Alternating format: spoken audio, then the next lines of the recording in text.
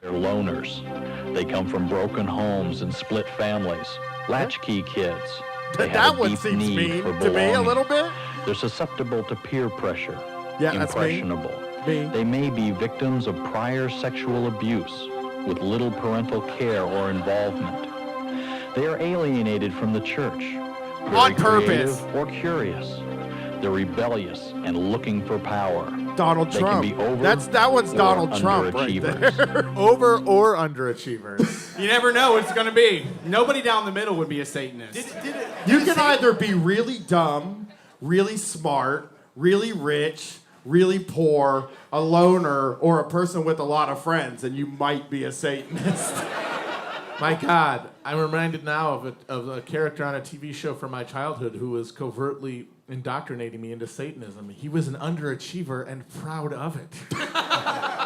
Also a latchkey kid. Was Bart a latchkey kid? No, he got a stay-at-home mom. Oh, sorry. Jeez, man, we don't know the Simpsons stuff like these guys do. We're just trying to fit in. I'm sorry. Brett and Brian wrote the description for The Simpsons on Hulu where it's like, what will this family do next? It's a baby and two other kids? Wow. Well, so the one that sticks out to me is creative and curious. We got to shut that shit down, right? There's Get rid too of it. many of them out there. What do you do when, like, I imagine somebody watching this and then looking at their kid, like, coloring in a fucking coloring book and being like, shit. Keep that shit in the lines, kid. You gotta get that kid into STEM. You know who's not a Satanist? Fired for Truth. My boy. Rehire my boy for truth. You have to wear diapers. In a safe space. They're rebellious and looking for power. They can be over or... Oh, we are seeing this. Jesus. So this goes into some of the music. In almost every instance of violence or death as a result of Satanism, Swinging heavy hips like metal that, music Satan. has been involved. What does the music really say? Reading the lyrics can help you recognize the evil and potential danger of rock's entanglement with the This looks occult. also fucking awesome. Heavy metal group Venom offers a blow-by-blow account of an actual human sacrifice.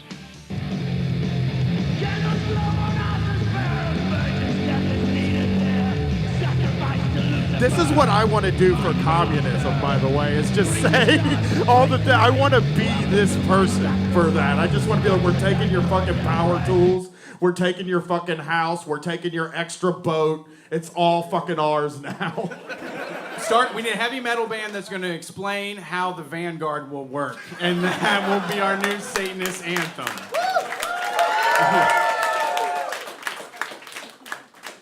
This music doesn't scare me very much, though, I have to say. Is one of the lyrics of this song just spelling the word sacrifice? Yeah, that's badass, right? Yeah, okay. Well, that's overachieving. They're doing a spelling bee in their song. And plenty of young children that can't even read yet can understand this through the power of Satan. Well, if Satan's teaching kids how to read, that seems like a good thing. Yeah, we have to have a conversation. I'm for that now.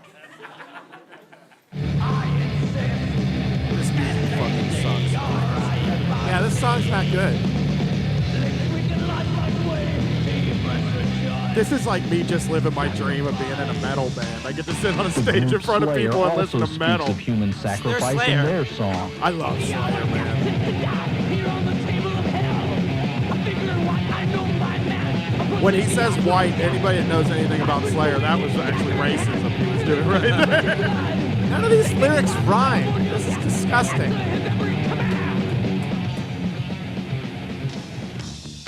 I almost Serious- got beat up at a con. I went to Ozfest one year to see like Korn and Limp Bizkit and shit, and I was just standing there being like an idiot and saying like Slayer sucks, man. Slayer fucking sucks, and this guy almost fucking beat me up for that. So I've always had an axe to grind with them anyway. Plus, like they went from Satanism to Nazis, which is probably a pretty common path now too. You can't just like punch people who say Slayer sucks. You have to have a dialogue with them.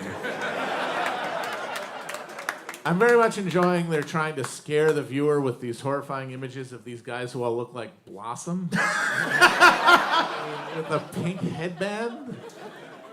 It doesn't really speak satanic sacrifice to me. Every guy in the 80s dressed like a Instagram fitness model, and like all their lyrics were like, I'm bad, I'm evil. I don't like being good. That's like what Eminem does now, right? No, dude, he fucking. No, he's doing groundbreaking political commentary.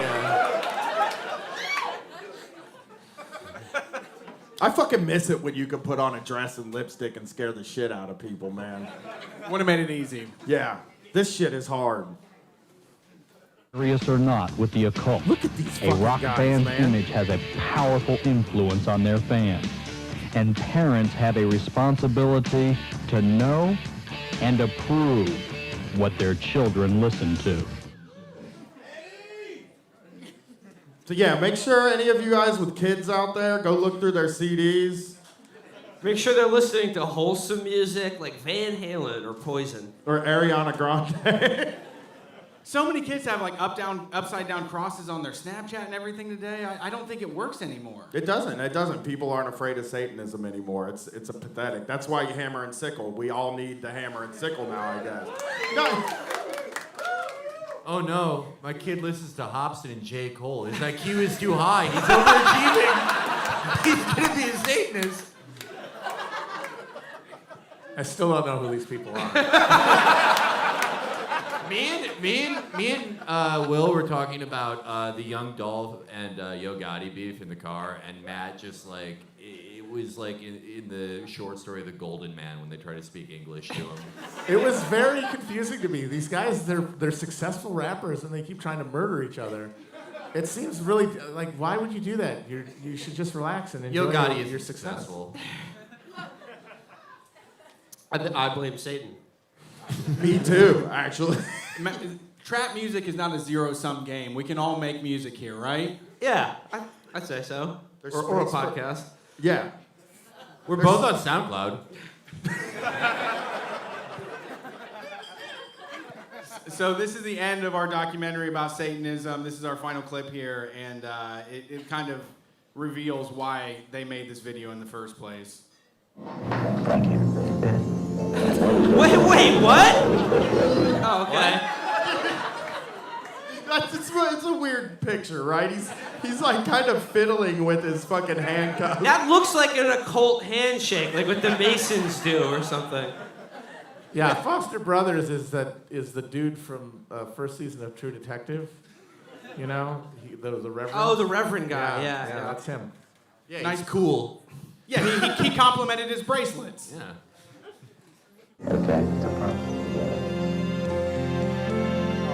He was like, anyway, have a good time. Hey guys, this is the one thing I noticed about this video. Look how thick that guard is. That's a hoss right there. Big Texas boy. This is so sad. Oh, guys. Oh, boo. Satanism in Come on. America, what they don't want you to know. This new publication will give you the facts on occult and satanic activities that threaten you and your family. The purpose of this magazine is to teach you Satanism. Starring Crescent Anarchy!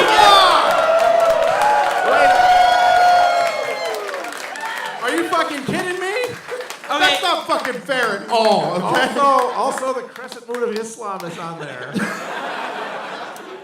If Very problematic. Wait, if it just kept scrolling, it would also have the really cool S. You know what we're talking about. You draw 6 lines and then connect them. 6, 6, 6. Numbers don't lie, people. You guys might recognize this next one. Awareness. 42 pages. No, ours is different. Ours is A little different. different. Let's do Satanism real quick. Yes. The fucking anarchy symbol in the horn. I guess this one really is, because every time I did it was the understanding that I was like talking to Satan. That's for sure. Like Ronnie James Dio actually tried to. Both Ronnie James Dio and fucking Gene Simmons have tried to trademark this, which I think They didn't let them though, so that's kind of nice. If I was like a sort of like anti-satanic youth counselor now, like you could be like, "Hey kids, you think this is polite about it's just it? not the polite way to have sex. That's just I- really one way to have sex that's polite, and it's to say, "Ma'am," or "Sir," or non-binary person. Would you like to enjoy some making love with me? And then if they answer yes, then you mount that person and you move back and forth politely, and then you kind of finish it up and you say, "That was great," and then you never mention it again. That's the right way to have sex, okay? And folks, and that's why we don't do any sort of sex advice or sex stuff on this show, because there's none to be given. I am wise! I want you to write the polite sex book, like the proper polite method. I just said it. Hey everybody, welcome What to you were about to UBT, the Undercover Business Tyrants episode. Basically, we are legally sending you video files from a Google Drive for as long as we can, and we have been delving into all kinds of different television shows, and sometimes Brian likes to shake things up, and so this week, what are we doing? Unsolved Mysteries. It's been something that's been like in my mind for a while Okay. to do a thing with, because this is like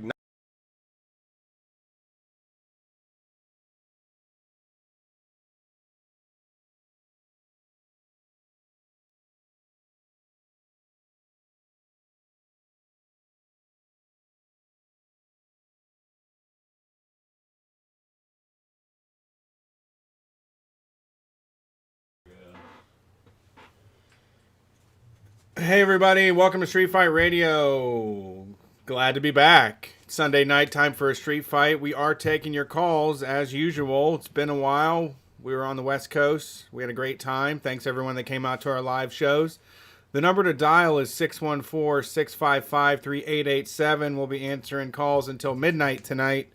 For those of you that don't know who we are, I'm Brett Payne. He's Brian Quinby. We're Street Fight Radio, #1 anarcho-comedy radio show on any station across the nation. We just got back from a really wonderful West Coast tour, which we'll get into at the beginning a little bit. I want to let everybody know that in Columbus, Ohio, we are doing a live stream. Tickets for that are coming soon. We're going to have the Trillbillies. We're going to have Garbage University podcast. We're going to have Lindsay Martin as special guests. And that's going to be the kickoff of our new monthly live stream that we hope to continue on with. We're going to have the Howling Commandos as a backup band. They're going to play some music and play us on. It's going to be big. It's a variety show. It's not like me and Brian in the basement. And it's not like me and Brett on stage in a different city. Right. Either. It's a completely new, unique thing that we're doing, a variety show here in Columbus, Ohio. So come see it. We'll hang out with some of our favorite people and have them do their hilarious jokes and play their awesome music for you. I think Jake's going to do I mean, some people will be surprised still, but yeah, Jake's going to do a song or two up there. Yeah, we're gonna have we're gonna have a band play some songs. We're gonna have Jake do some songs. We're gonna have Lindsay do some stand up. We're gonna have Drew and Natalie do whatever they plan to do. They are working on some stuff, and then of course the big headliners, the big boys, the Trillbillies are coming, and we're gonna kick off a year of probably a lot of us and the Trillbillies together. Yeah. We love those boys, and it's our pleasure to host them at home, and I wouldn't want to do the first variety show with anybody else. So I'm real happy with this lineup, and I think it's going to be fucking great, and you'll be able to watch it on the internet. But if you're close to Columbus, I would be there. I think it's going to be fun. I think. For you, at least, not for me. It's going to be scared. it's going to be hard to pull off. It's a lot of work, but it's going to be really cool, and it'll be live streamed as well, so you can watch it from the comfort of your home. It is the beginning of the holiday season. That's what's got me down in the dumps right now. Oh, man, this sucks. This is bad. I feel like I have to take over Happy Holiday guy. No, I actually jumped over Thanksgiving. I'm thinking about skipping Thanksgiving altogether this year. Nope, I think it's you have to go. No, My I do wife not already- have to do my anything. wife I don't already- want to. My wife already told me you're trying to get out of going to Thanksgiving. Already. I've wriggled out of 2 family ones. The only one left is a Friendsgiving one, and I'm like, what are friends for? Except for more trouble on the holidays. You said, I don't think I'm invited. And I was like, oh, bullshit, you're not invited. You know you're invited. You're trying to slither out of it. I don't know I'm invited. You're But trying to slither out of hanging out with my dad is what Yes. you're trying to do. Exactly. Future Street Fight guest when we talk about chicken foot. So we do have a few items in the store. I re-upped on the guys, gals, and non-binary pals. A lot of folks asked if we were going to have them for the holiday season. We do. We also have the Hellfire Congregation shirts. We have our Facebook shirt that Lermworm did for us. Please get the pre-orders in now because the price is going to go up. We're also doing the discount on those if you need assistance paying for the t-shirt. We offer that. That's at store.streetfightradio.com. Also is coming, we have prints. Monica Potter did a painting of us and wanted to offer it up to raise money for the Mutual Aid Fund. So that's coming as well. That's all at store.streetfightradio.com, along with the tickets to that live show when they go live. I'm going to get this all up sometime in the next 48 hours. So Just get your ass to this live show. It's going to be fucking incredible. We've never done anything like this, and it's kind of like the beginning of a new thing. It's sort of like me and Brett used to have a vision of live shows that we thought was impossible. And now we've gotten to a point where it's possible. And I'm very excited for you people to see this. It is pretty funny. One of the first times that we ever got the chance to do live comedy. I mean, I think were we even doing Street Fight, or were we on the other show? We were doing Street Fight. We had Street Fight, and a friend of yours from the neighborhood owned a restaurant and was like, you guys are welcome to come and do comedy like in the dining room, like just set up a day. And we wanted to get like overhead projectors, and we wanted like confetti and all kinds of a million things that you have to build your way up to. And what I'm saying is that we've built our way up now to like overhead projectors and confetti. Yeah, Hopefully. man. Hopefully. We're getting closer. I mean, here's the thing. This time we have Lindsay, who is an Ohio person, on the show, home for the holidays, and we have Drew, who, he's always around for us when we need him. And but we're going to be bringing in all kinds of special people to do these things from all over the country. It's going to be fucking great. I really think we're going to make something really good here. This is going to be the thing where we get to fuck around and do something a little different. I mean, also keep your eyes out. We're going to be working new material out around Ohio and West Virginia maybe, and places like that. So there will be tour dates in the next 4 months. They're just going to be one at a time. Yeah. So we're not completely off the road, but we're as off the road as we are ever going to get. God damn, what else was I going to say? Oh, shit. If you're listening to this, it's probably already there. But Monday, what's the date Monday? November 25th, the first episode of Teen Fight Radio comes out. That's the new miniseries. That's the new Shocktober, if you will. It's me, Brett, and Gwen talking to people about what it was like to grow up and stuff like that. And the first episode is with Kath Barbadaro. You will get to hear Gwen rank us all in coolness on a scale of 1 to 100, which I urge you not to take those results seriously, as I'm her dad and I'm fighting from behind already, and it's really not fair, but, I thought of it, so I guess I have to take it, Mm-hmm. Not fair. Well, yeah. Being somebody's dad is like, how are you going to be cool if you're somebody's dad, right? Like, I'll bet you somebody's dad, so. Right, I'm saying Charlotte probably doesn't think you're cool, though. You know what I mean? Yeah, she's still at that age, maybe. Like, do you think Jonathan Davis, his son, thinks he's cool? No. Yeah? Never. Like Chino's son thinks he's cool? So, yeah. No, not at all. Yeah, that's crazy, man. Like, I'm trying to even gives think a of, like, shit? people... Who gives a shit? It's just important, really, for a lot of adults to know that they're cool. You know. I mean, I don't know.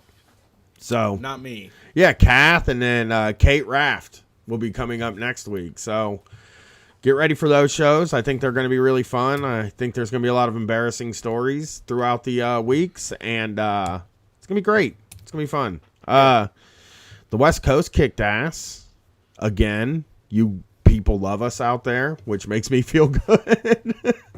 You know, I want to thank... Yeah, we need bigger venues. Yeah, I think we do. I you know, we got to thank John and Stefan and Daniel, who was very cool. Yeah. And Brace and Jack Allison and Rob Wisman, like, for coming out and like performing, and Sarah June for coming out and performing with us, and it was so fun, and everybody was so cool, and we got a lot of drugs on this tour. Got a lot of drugs on this great. one. Yeah, we're doing great on drugs. You know, even if we didn't make any money, we got a whole ton of drugs. Right. So that's something. I have ketamine now. Thanks for the hookup, everybody. I have ketamine now. Right. My wife's birthday is coming up, and she's expressed interest in doing ketamine on her birthday and getting a tattoo. So now, I've never done ketamine, and I very purposely have never gotten a tattoo. Now, it's not a moral thing with the tattoo stuff. I feel like I'm 40 years old, and like sometime after like 22, if you don't have any, it feels weird getting one to me. You see what I'm saying? Like, I mean, yeah, you can, if you make up that rule. That's not a rule. I don't think I made that up. I think that, like, if you have 0 tattoos and you get your first tattoo at 40, that's weird. Little bit. It can come off as desperate. Just a little bit desperate. Like, desperate in the way of, like, a 40-year-old man wearing an antisocial social club shirt. Sure. Okay. Okay. So you do have a handle on what you're saying here. I know who I am. But yeah, it feels weird. I like don't even really know what to get, but like I kind of made the decision that I'm gonna make it visible, because hey, if I'm gonna get one, it might as well be fucking visible. You make me mad. Why? Because there's all kinds of kids that just like their first one is on their face. You know, I'm not gonna get it on my face. I know, but like in this day and age, like people get their hand tattoos first. And it's like, what the fuck? Are you kidding me? You have like a whole scrawny little arm there. You got to fill up. Well, I think like a really important part of like our thing together for me was one day when you got your neck tattoo and said, I just want to make sure I can't get a real job. Yeah. And I was just like, oh man, I'm dedicated now too. Like this is like I felt your dedication, and I wanted to like be like, I was like, this is it. This is our thing, you know? This is going to be our job, because so yeah, I mean, you know, I mean, it's obviously become a lot more relaxed, but I definitely come from a time where I would just hide my shit under dress shirts in order to get like a decent fucking job, you know? Well, that's like my wife was saying. Like I said, yeah, I'm gonna get a visible tattoo. I'd probably try to get something like cool, you know? And she was like, everybody at my work has a visible tattoo. They don't really care anymore. I was like, fine, I'll get a fucking hammer and sickle and a circle A and an anvil, and then we'll fucking see what people think is cool. You know? Like I think I'm gonna like do something on my knuckles, because like that's the only place I could think of where it would be cool. Okay. And then like and there's space to get Deftone or Katie's name in the Deftones font. Right? And there's space to get a circle A, a hammer and sickle, and an anvil. And I'll have one on each of my boys there. But I'm still scared. I sent Brett a text last week that said, hey dude, does it hurt to get your knuckles tattooed? Yeah. I'm such a chicken, dude. I'm so fucking scared of this. I'm freaking out because like I feel like I need to go to you to find a workaround to get the least amount of pain possible. I don't know. I don't know if I can offer you that kind of Oh, you're mean. safety. Well, somebody told me You gotta that- breathe. I mean, it's all breathing, but for real, if you're getting something on your knuckle, it's gonna be a half hour. But it's gonna be a matter of I don't know. I can't imagine you not jumping as soon as the needle touches your skin. Yes, that's the thing. Like, I need you're the only expert I know. And you're you're very experienced at getting tattoos. Maybe the listeners can call in and give me information on where it'll hurt the least. But I'm just trying to get to a place where I don't ruin the tattoo and walk out halfway finished. You know what I mean? Like, I'm trying to figure out how I can do this because I have a low tolerance for discomfort. Yeah, and right? like the finger is a very delicate work. So if you get crazy and move a lot, it will just be like a smear on your finger. That's what I'm saying. I like have no idea what to do really, but I want to do it because she wants to get tattoos for her birthday. Yeah. No, I like. And she's always said ceremonial. Those are the best tattoos. Whenever someone asks you to tattoo, you just gotta say yes. Like you never turn it down. I've actually turned down 2. One with the Sams for Hellfire and one with Kath for the Texas tour. But they're just so hard to get in, and it's just like a whole day fucking thing, you know? Yeah, I've turned a few down. Like, I've turned them down in the past, and I think people are often surprised that I don't have any at all. And, like, my wife has been, like, saying we should get a tattoo together since, like, we've been together for 20 fucking years, and she's been saying it for 20 years. Oh, wow. You know what I wow. mean? And, like, I sort of am like, I'm going to do it. I think I had an excuse 5 years ago where it was like, I might have to get a job. You know what I mean? Like, I could just make it. I know that's not an excuse because you could get it anywhere and cover it, but it was like something, you know? But I don't really have an excuse now. It could be like my whole face covered and it wouldn't change anything. You know? Like, my job is my job now. Yeah, it might get us more Instagram likes. Well, that's what I said. I said the funniest thing to get tattooed would be real tree around my neck. Just get real tree. Like a collar? Yeah, like the whole neck. Just real tree.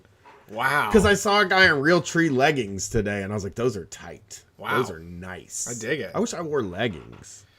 Leggings are great. They're super comfortable. Well, he was wearing shorts over them, so he wasn't like going all the way. No, that's You know what I a mean? grunge move. They did that too. They wore those like waffle pants under. Yeah, short- Darby Allin does it too. Yeah, I it's mean, like it's going a for the good dark. look. But you If you're weren't at doing- wrestling this week. Everybody that was there, a lot of the street fight people didn't show up because I don't think they thought we were going to be there, and Brett wasn't even able to make it to that one.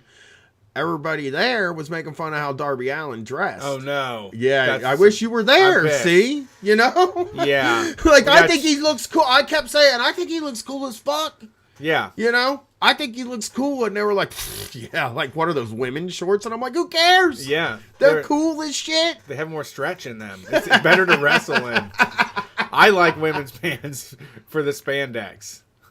Yeah, but yeah, man. So tattoo is gonna happen. Yeah. Also, that we are going to be at the Elevator Tap Room. It's on 4th in Columbus, Ohio, Wednesday nights, 8 to 10 p.m. watching AEW Dynamite Professional Wrestling. So if you're in Columbus, Ohio, we plan to be there from here on out. You know, unless a show comes up. But yeah, I'll be there this Wednesday. Oh yeah, I think more people are gonna be there this Wednesday actually, because it's the day before Thanksgiving. True. So you're just More time no off. Thanksgiving?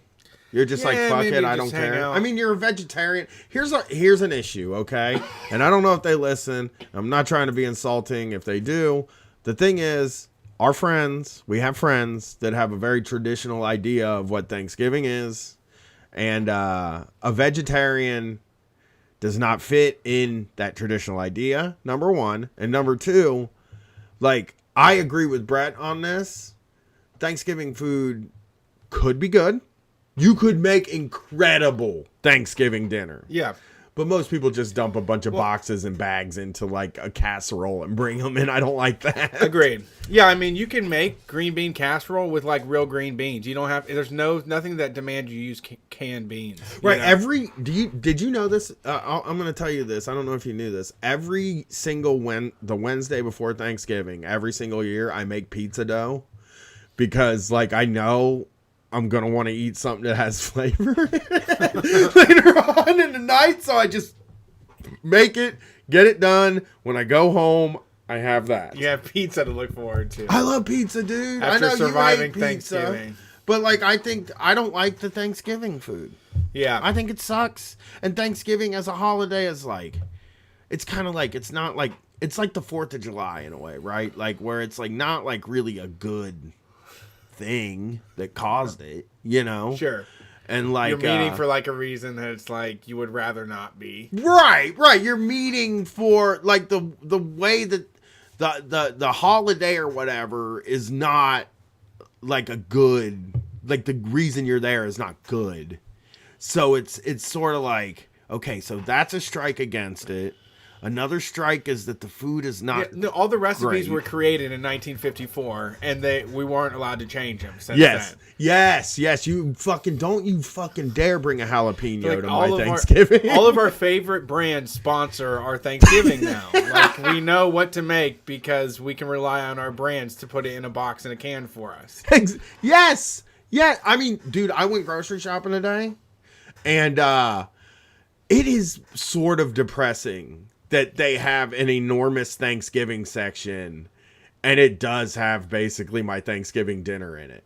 Like it has Jiffy, it has canned corn, it has green beans in a can, Yep. cream of mushroom soup, French onion, those French onion gimmicks. It's got the can of cranberry sauce. Yeah. The only thing in the aisle is the turkey isn't there, but like it's just when you look at it and you realize that like you can't really even deviate from that because people tend to be so traditional that they want to have that. That's what they want. Yeah. You know? And as an entertainer, I'm a person who knows you give people what they want, not what you want to give them. Right. You know? And like it's just this like the Ohio Thanksgiving is a bad deal. Oh, I mean, all Ohio potluck food is bad. Yeah. I mean, like, I would be interested if potluck food's good anywhere, you know? Yeah. But I would have more faith in it in a place like New York or like LA or San Francisco or Chicago. New Mexico. Yeah, I would have more faith in it in places with like a rich food culture, you know, but in Ohio... Houston... In Ohio, it might as well just be like a Denver. big tub of butter. Yeah. And like a bunch of powders. It's a tour. It's like the tour of the dairy. It's like every dairy product reinfused with each other. It is. And yeah, it's, I don't know. You know, I've never eaten at a potluck. I've never made a potluck meal. Ever.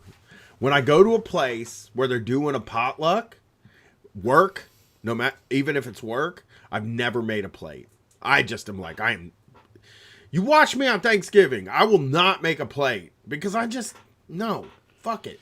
Yeah. I'd rather not. I'll just have a Soylent. I knew a family that like their favorite macaroni and cheese was the Stouffer's macaroni and cheese. And I was like, you can't even make like a bomb ass macaroni and cheese. Oh my God, it hurts. That was one of my exes for the longest time, to just eat the fucking Stouffer's. Oh, I had a thought on the way Fighting over here. the crust. I had an interesting thought on the way here that's probably not that interesting, but I want to bring it up. Remember when you were a little kid and you would go to the refrigerator and you would grab a hot dog out of a pack of hot dogs and you would just eat it, like right out of the pack of hot dogs? Do you think any adults do that? Yeah. Oh, man, I'd love to meet that person. I mean, yeah, it's cheap, easy food. I mean, do they not boil it or cook it first? That's what I'm trying to say. Like, I used to just walk. It's vile. It's a vile thought to me now, admittedly. But I used to just walk in and grab a hot dog and eat it cold. On What a Time to Be Alive, they were talking about with one of their guests.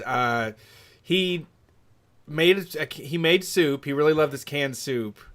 And then one time he let it sit out, and he was like, I guess I'll try it cold. And then he was just kind of like, yeah, I don't really need to eat this. I just fucking love it. Like this. Man, this is one of the cases where we need a mic over by Jason, because that motherfucker will open a can of Chef Boyardee and just eat out of right. I mean, I think that, there is a certain... If you get past all of it, you can just really get it over with and eat like a pack of hot dogs, and then you're good for like the afternoon. That's interesting. I mean, I would love to not have like the kind of taste. Keto. It's fucking keto, dude. It's a keto. It's keto. It's cheapest keto solution. We need a meme. That would be great. A keto meme that's just a picture of a guy eating a cold hot dog. Just fucking devouring hot dogs in the morning, like 16 hot dogs for breakfast. That would be the best, man. That's the kind of. I just can't imagine an adult. Like an adult person. You're too bougie. That's not bougie. That is the lowest definition of bougie I've ever heard. You know, I like Kraft boxed macaroni and cheese. Okay. I think it tastes delicious. Okay. And still, to this day, I like it better than good macaroni and cheese. Wow, that's I like the Kraft shit with the powder, not the fucking Velveets. I don't need even the Velveeta. Wow. I like the powder. You're low. That's really low. That's not low. That's too low for me. But I like that. I don't do powder. I've stopped doing powder this year. 2019 was no more powder and cheese in my life. you fucking... I'll do the melty shit in the pouch, but not the powder. Well, I shit don't mix up right. It's too milky. It's either too milky or it's like that weird like thing where they're like kind of stuck together and it like makes this noise. When you stir it, it makes that weird noise, and you're like, "Ew." Yeah, there's a lot of activated gluten. Well, it's just when I was a kid, my parents would like make dinner, and like 3/4 of our dinners involved Kraft macaroni and cheese. Sure, and they would pour just different things in them, and I remember how mad I would get when they would put peas in the macaroni and cheese. It's like, fuck, dude, macaroni and cheese is good. It doesn't need peas and ground beef. See, I doctor mine up. I definitely will throw some buttery peas into there. It makes sense. It's like, it's too basic, just the regular shit. You're such an adult. I have to. A little bit. I haven't had... I need fiber. Let me say, I haven't had a box of macaroni and cheese all year either. Probably 2 years. But if I was single and I was just living alone... That would be my dinner sometimes. Yeah, I think like a whole box. Of it. Fuck it. Yeah, it's great dinner. Yeah, so it's what a growing boy needs. Also, I would like to eat just a tube of biscuits again, like I used to when I first moved out. Just make the whole thing. I would just. Yeah. A dozen biscuits? I would just have all the biscuits and all the grands in a tube for dinner. That was my dinner. You cooked it, right? Yeah. But you just made... Two specifications, and then I put butter on all of them. That's so easy to do. I remember just running and like fighting for your fifth or sixth biscuit. Yeah, me too, man. It was like, because there were 5 kids in my family, and it was like, this is a real one biscuit family because there's not enough for everybody. But it was just like, there's 8, I think, in a pack, and there were 7 of us. Yeah. So there was like 1 left over, and it's like, oh, I hope I can get that extra biscuit, man. I hope that one's mine. Cram it down your throat. You know, it's usually Jason. Jason has got it. You know, growing boy, I guess they gave it to him. But it was just sort of like, when I moved out, I would like all my food for a day would be like, I would get up in the morning, I would go to the golf course and work, and I would eat a Otis Spunkmeyer apple cinnamon muffin, and I would drink a ruby red Ocean Spray. Like, that was my breakfast, right? And of course I didn't eat again for many hours. And then at dinner time, I would have a whole thing of biscuits, and then like a couple hours later, I would have a whole thing of cinnamon rolls. That was all I ate. And it was just like, I had no vegetables, no meat. I was kind of almost vegetarian because I was afraid to cook meat. Yeah. You know? So I thought I would kill people. I thought like if you undercooked meat, it would kill you, not just give you diarrhea. Got that it. you would like die. You didn't know. I actually thought you would get Ebola Wow. because Yeah, that's pretty scary. yeah, I was dumb. You know me. Yeah, well, I'm you still. were being safe. You didn't want to kill anybody. I would give anybody. I'm Ebola. sorry, honey. I can't cook tonight. I might kill you. Yeah. Well, I ended up learning how, and I still don't. I stopped cooking though, kind of, because like dinner is just boring now. Mm-hmm. I'm sick of having dinner. Yeah, I feel you. I actually decided coming back from tour, I'm going to like find some new recipes and some simple shit that I like and figure out how to get back into it because I've been pouting for too long now. Like, Right. Well, what do you do? Like, I might be interested to hear this from listeners too.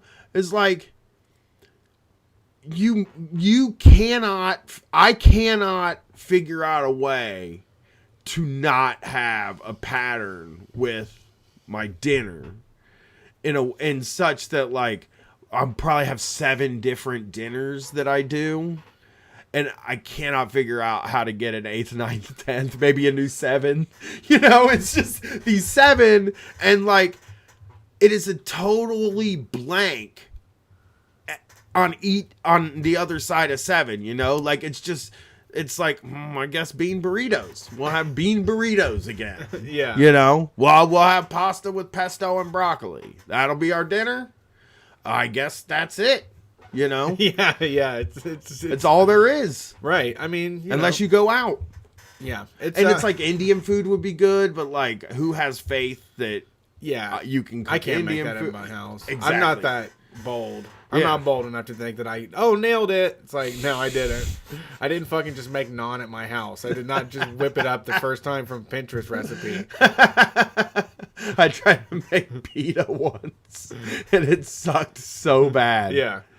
We got any calls? Yeah, we got Let's a few. get somebody on the phone. Let's see who's on the phone. Thanks for calling Street Fight. Who are we talking to tonight? Got any calls? Yeah, we got somebody on the phone. Is your radio on? Is your radio on, buddy? You're on. Oh shit, is this me? Yeah, it's you. It's you. If you say so. Holy shit, I am, man, this is my first time calling it, and I promised myself I wouldn't do that, and here I fucking am. No, it's okay. Oh, you know, God, we all do that. Except for I've never called into a radio show. Shit. All right, well, yeah, this is Nick from New Jersey. How's it going, guys? Great. How's it going with you, Nick? What's up? Pretty good, just studying for a test tomorrow. What's the test on? Can I ask what the test is on? It's music history. I would murder that test. Yeah, you know about Beethoven and shit? No, but I know a lot about Deftones, which they'll probably come up. You know, they made the best album in history. Yeah, I'm waiting for that section. Do they ever hey, talk? I just wanted to call and say, I'm sorry. Like, do you major in music? yeah. Do they ever talk about modern shit there? Honestly, it's not really part of the required curriculum. You can take like a history of popular music class if you like, but just for a regular like BA in music, like it's all just like classical shit, playing the piano, theory. You know, it's pretty boring unless you have a passion for it, which I do. So I'm going to tell you right now. I'm going to tell you a quick story here. It's really quick.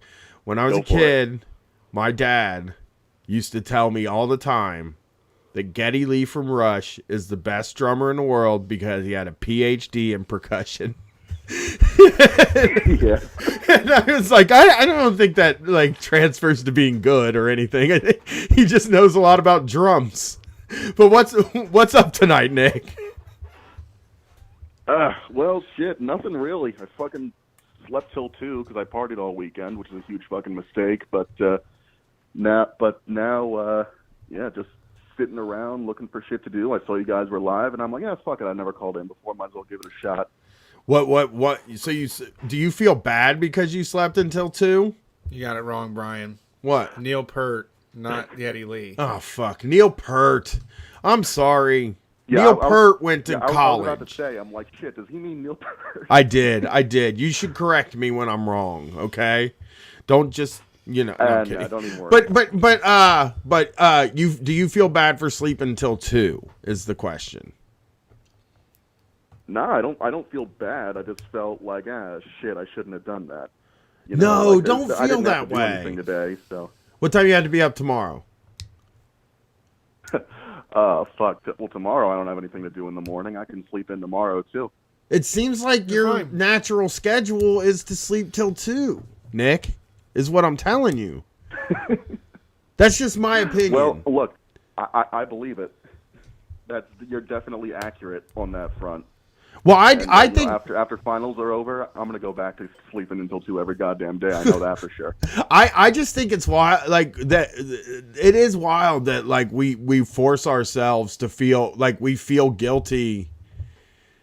I feel like we wake up when we're supposed to wake up. You know, like oh yeah. Whenever you wake up is when you were supposed to wake up. It wasn't late. It wasn't early. It was when you woke up. Circadian rhythms. Unless you have to go to work and you have an alarm clock and all that stuff, then it's a thing. But I think people get hung up on the fact that they have to be up early during the week. And when they sleep till 2 on a Saturday or Sunday, they're like, damn it, I wasted the whole day. But the truth is, sleeping is not wasting the day, in my opinion.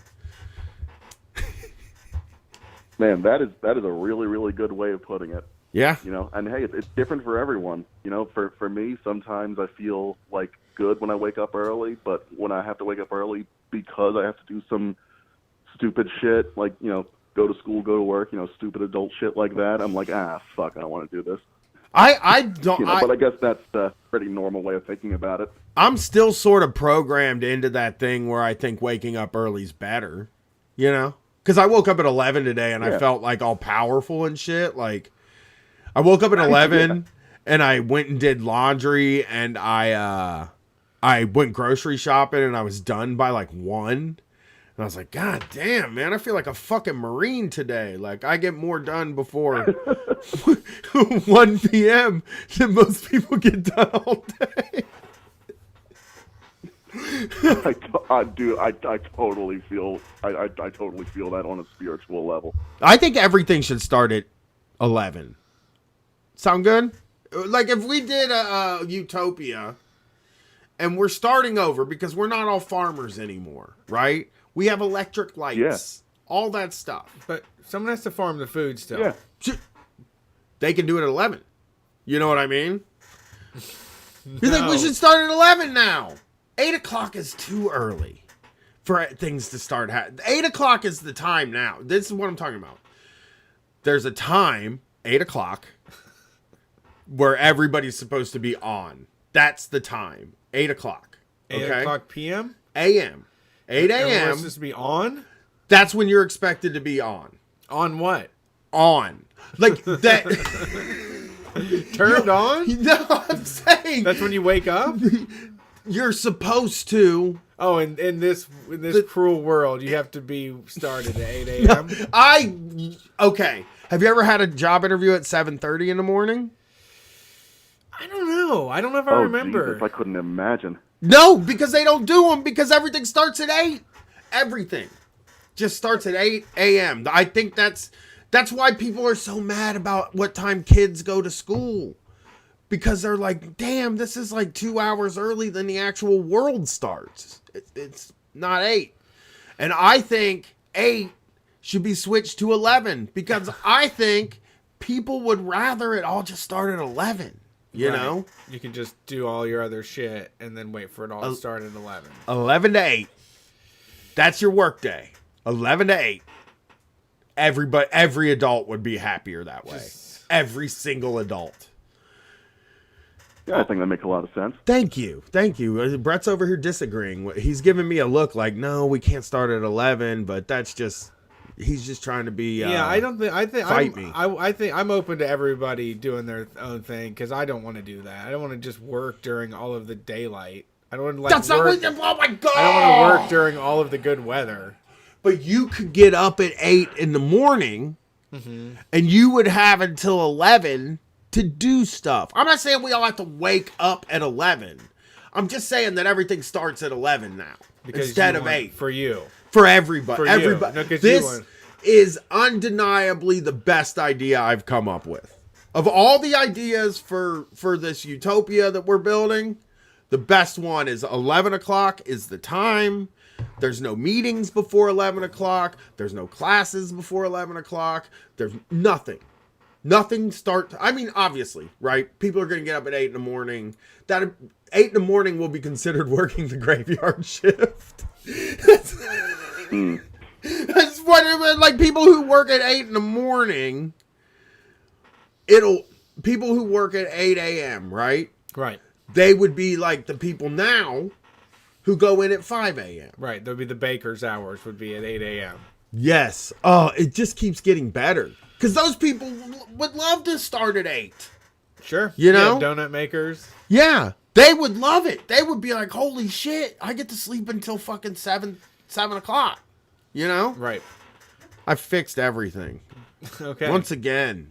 You're a tyrant. This weed I can't believe it was that easy. That is not fucking tyranny. Do you think that's tyranny, Nick?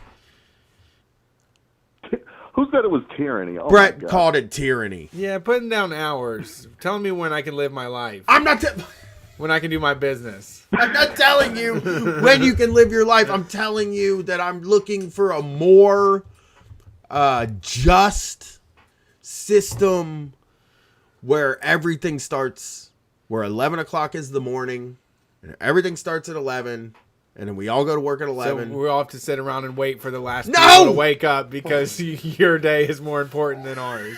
No, because people would start sleeping till. I think Brett might be a little bit misunderstanding here, or maybe he's just acting in bad faith. I can't really say for sure. Well, people would start sleeping till 10, which would, listen, nobody's unhappy with getting up at 10. 10 o'clock is like, I would get up at 10 if that was the norm, you know, but instead I get up at 1 because I'm a podcaster. Right. But I'm So, just saying, yes. like, I worked 11 to 8 at the cable company, Monday through Friday, okay? And I would contend that that's the best schedule I ever had. Like, that was the one. That was the one where I felt the best. That was the one where I could still go to concerts. I could still go out and party at night. And so, like, basically every night was a weekend, you know? Because you don't have to be up till 10. You could go to bed at 2 a.m. and get your full 8 hours. People would rather go into work at 11, I'm telling you, dude. Then they get a morning, too. You know why people like Sundays, Brett? Because they like the morning of Sunday. That Sunday morning jive feeling thing that people love, you have that every single day. Monday through... Right, you don't get to you don't get to enjoy the morning during the weekdays because you're doing the opposite of that and enjoying the morning. Thank you, Nick.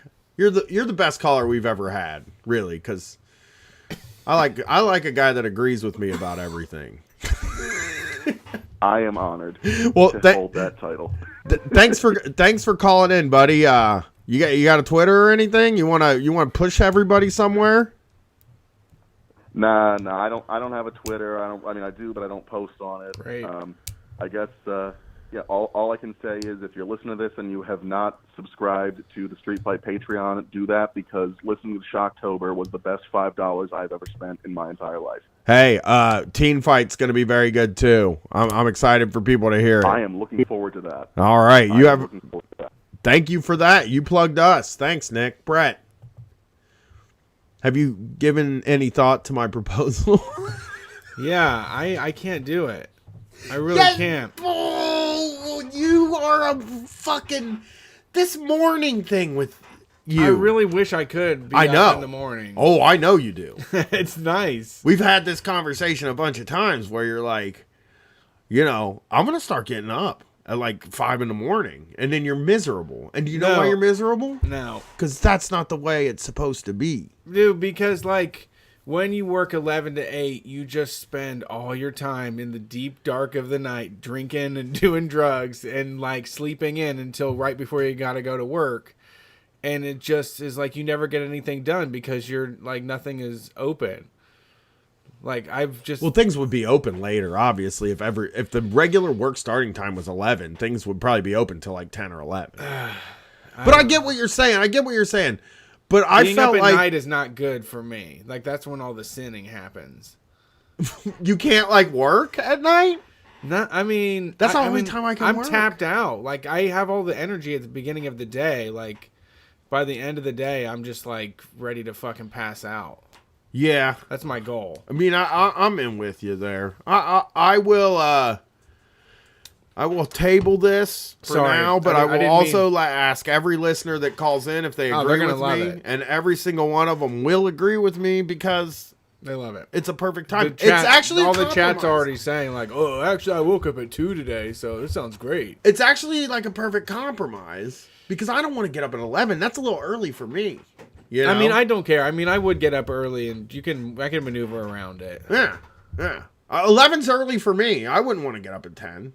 You know? But I hate sometimes when shit opens at 9 because I'm just like sitting there waiting to go to the post office or something stupid.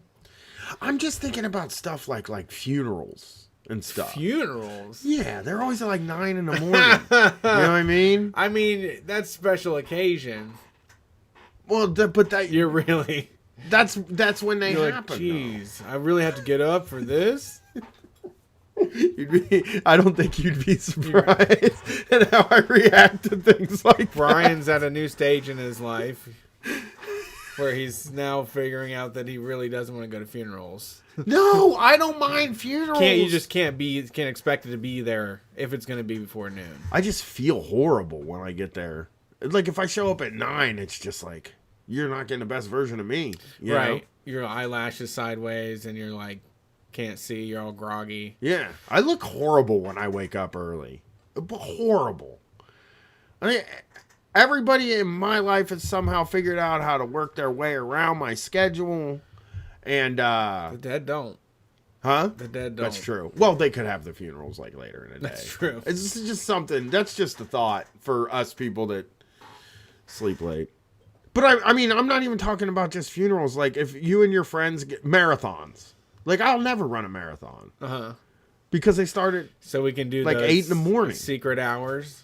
Well, I'm just saying that like I'll never run a marathon. Okay. What about farmers market? Those things usually never get one of those. Can't start till 11. That would be great. Then I could go. Brunch, forget about it. It's already lunchtime. Brunch by the time I get up. What is brunch to you? 3 or 4? I think it's like 11, right? No, in your time zone. 2, 11, 12. Yeah, 1 or 2 o'clock or something like that. You know? Okay. Doesn't seem like okay.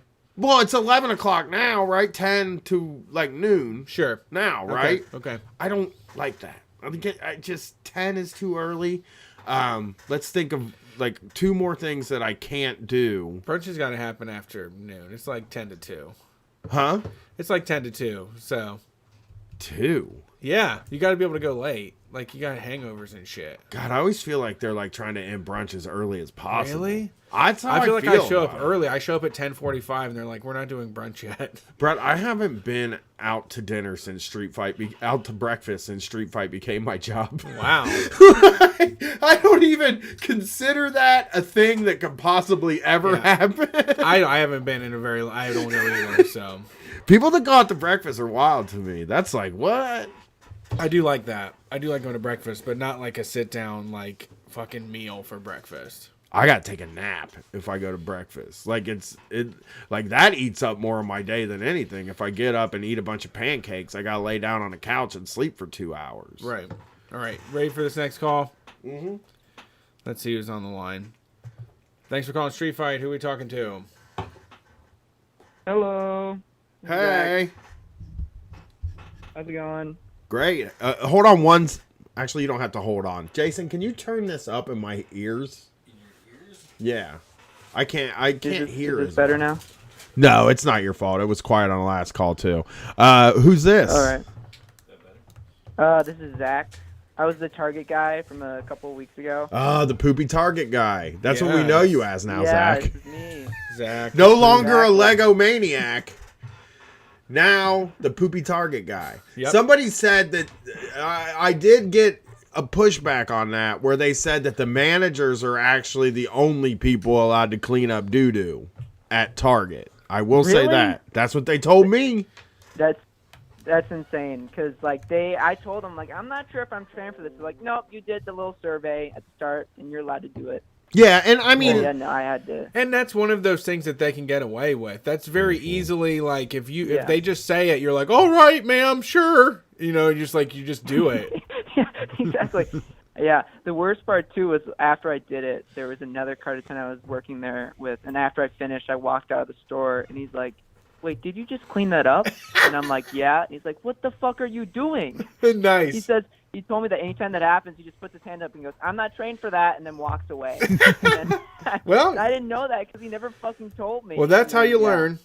That's how you learn. Yeah. I love that was one of my favorite moves. Somebody actually. I'm glad we were able to share this on the show so more people don't make the mistake of getting down on their knees to clean up the poop. Right. Somebody was actually asking Exactly. me. Somebody asked me earlier this week. They on in my DMs. Well, I'm going to do this now, Zach. We are going to get to your thing, I promise, because I'll forget about it if I don't do it now because I'm high. Okay. You're good. You're good. Somebody asked me this week. They were writing a management training manual, and they were like, "What should I do? What could I slip in there or hide in there that would make things easier for employees?" Right? So, look, becoming a co-op. Obviously, you can't write that in there. So this person's asking for something that's like a little less obvious and that would make employees happy. And I said this. I was like, clearly define each person's role and tell them why they're doing what they're doing and don't make them do other things. Yes. That's all it is. People would be so happy just to have a clearly defined role at their job and told why they're doing what they're doing. Yeah. But exactly. Yeah. Obviously a union would be better, or a co-op would be better than even that. So I get it. It's just I just there are so many of those jobs out there. Like Target is one of the places. Like you signed on to do carts, but you had 87 other jobs that, like they didn't. Like in the interview, they didn't say like, so you're here to bring in the carts and clean up Dookie and restock the diapers when they need to be restocked and get yelled at by. You know what I mean? So what's up tonight? Exactly. Yeah. You have it. I don't know. I think I was gonna. First off, I want to say that waking up early is fascism. That's my opinion on the waking up early debate. That's just a vestigial of capitalism, and I think it's stupid, and everybody hates it. But it's just employers and schools make you do it. That's right. Everybody hates it. It's insane that I'm like exactly I love to maximize my sunshine, folks. Maximize the amount of sunshine. Be there when it starts. Is 11 o'clock good for you? 11 o'clock is perfect. Thank you. Perfect, that's the socialism sunshine, time. You get darkness. You can go around. You can have fun. You don't hate your life. You don't have to drink 3 energy drinks to survive, to keep shit. Thank you for that. Thank you for agreeing with me. You're right. The way that's. I'm just thinking that. Well, kids should be going to school later for sure. We know that. The science is there. Yeah. And there's no reason why they need to go that early other than the parents got to be at work at 8. So they got to go at 7 so the parents can then be at work by 8 after dropping a kid off. You know?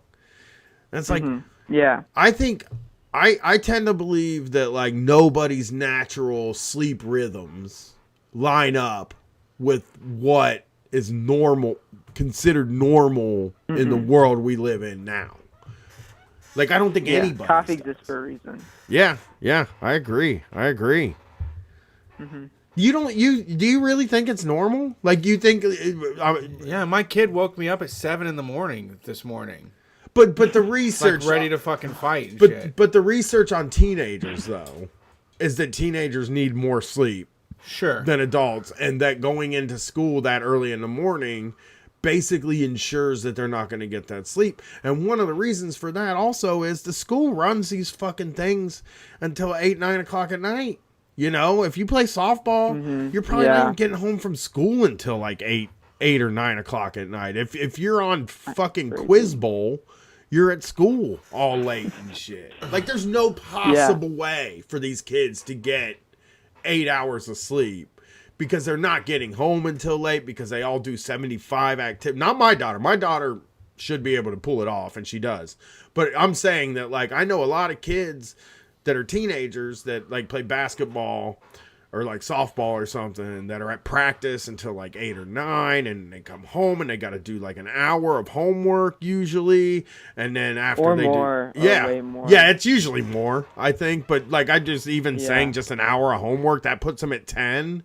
And then, you know how teenagers are. They're fucking stupid, man. They just stay up for another 5 hours. What else are you going to do? That's true. They just stay up and look at Snapchat all night is what they do. And Snapchat with each other. Yeah, I mean, I think that y'all are definitely the fascists because, like, I mean, of course you exist, but you're not, like, the most natural, like, normal shit. I mean, the real research suggests that people exist along different planes of things, and there's absolutely people that get started early in the morning all the time and have a good life and aren't, like, lying to themselves because of some book or some ism, you know? So, it's something I made up. I think you've been brainwashed. Yeah, I mean, I think we all have. I think the whole thing's a fucking mess. Yeah. We should have never decided to tell time, to tell you the truth. That was, we fucked everything up when we came up with time, period. You know, measuring time. Yeah, exactly, yeah. Right when we started that, everything was screwed. Yeah, meetings have to happen now. If time didn't exist, meetings wouldn't exist, and our lives would be better. Yeah, yeah. Meetings do suck, don't they? Yeah. Well, Zach, I want to thank you for calling. I'm gonna make this happen. Okay, I'm gonna make this 11 o'clock thing happen. Okay. That's my campaign. I just want to say real quick, I love the Opie and Anthony episode of the cast. I really liked that. It was pretty cathartic for me to listen to because, like, it helped me come to terms with some of the things. Because, I came to Opie and Anthony pretty late. Like, I came to it after it already ended, and I was one of those people who discovered it through, like, YouTube clips and shit.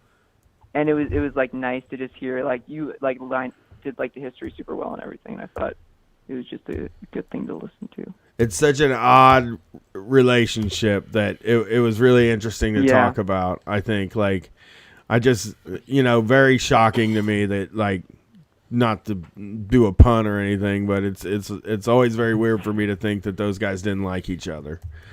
So yeah, that was so crazy when they talked about how it was just one conversation would solve everything, and then they just didn't talk about it. Yep, that's what eroded the relationship. It's so insane. It erodes. But that's the thing about Anthony is that he's so afraid of any confrontation. Like, that's the thing. Like, he like pretends to be this guy who's like, yeah, I'm a shock jock, I'm all macho, but like when it comes to like real emotional confrontation, he can never like deal with it ever, which is I'll say this, like, I think a lot of relationships get fucked in exactly the same way. Like most people that stop being friends could have just had a conversation and probably still be friends. I mean, of course there's other cases, but like you see it so much in life. I mean, I'll say this: most people that like quit their job or get fired probably could have just had one conversation and prevented that from happening,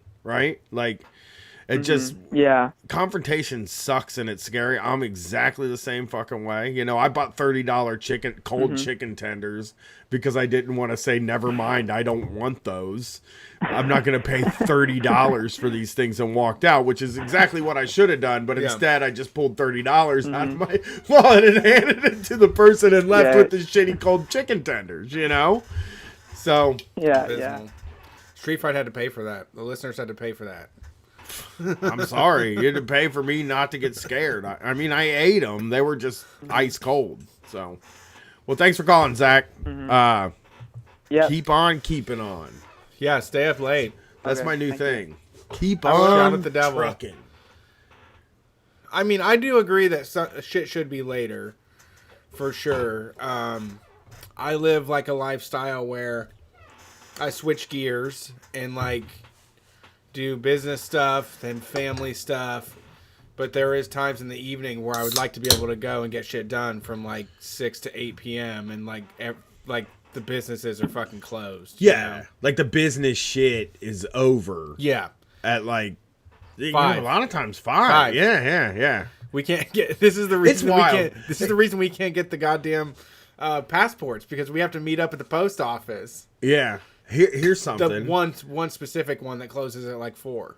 Yeah. Here's something about Thanksgiving we haven't hit yet, and our new show probably will come out on Thanksgiving, so we got to talk about it now. A lot of places open on Thanksgiving this year. Probably more this time. Yeah. So people are working Thanksgiving. If you're working Thanksgiving and you're listening, we'd love to hear from you. It's I don't know. It's all transformed at this point. I've been getting the emails for Black Friday sales all month long. Dude, I went this weekend to Tanger to the outlet.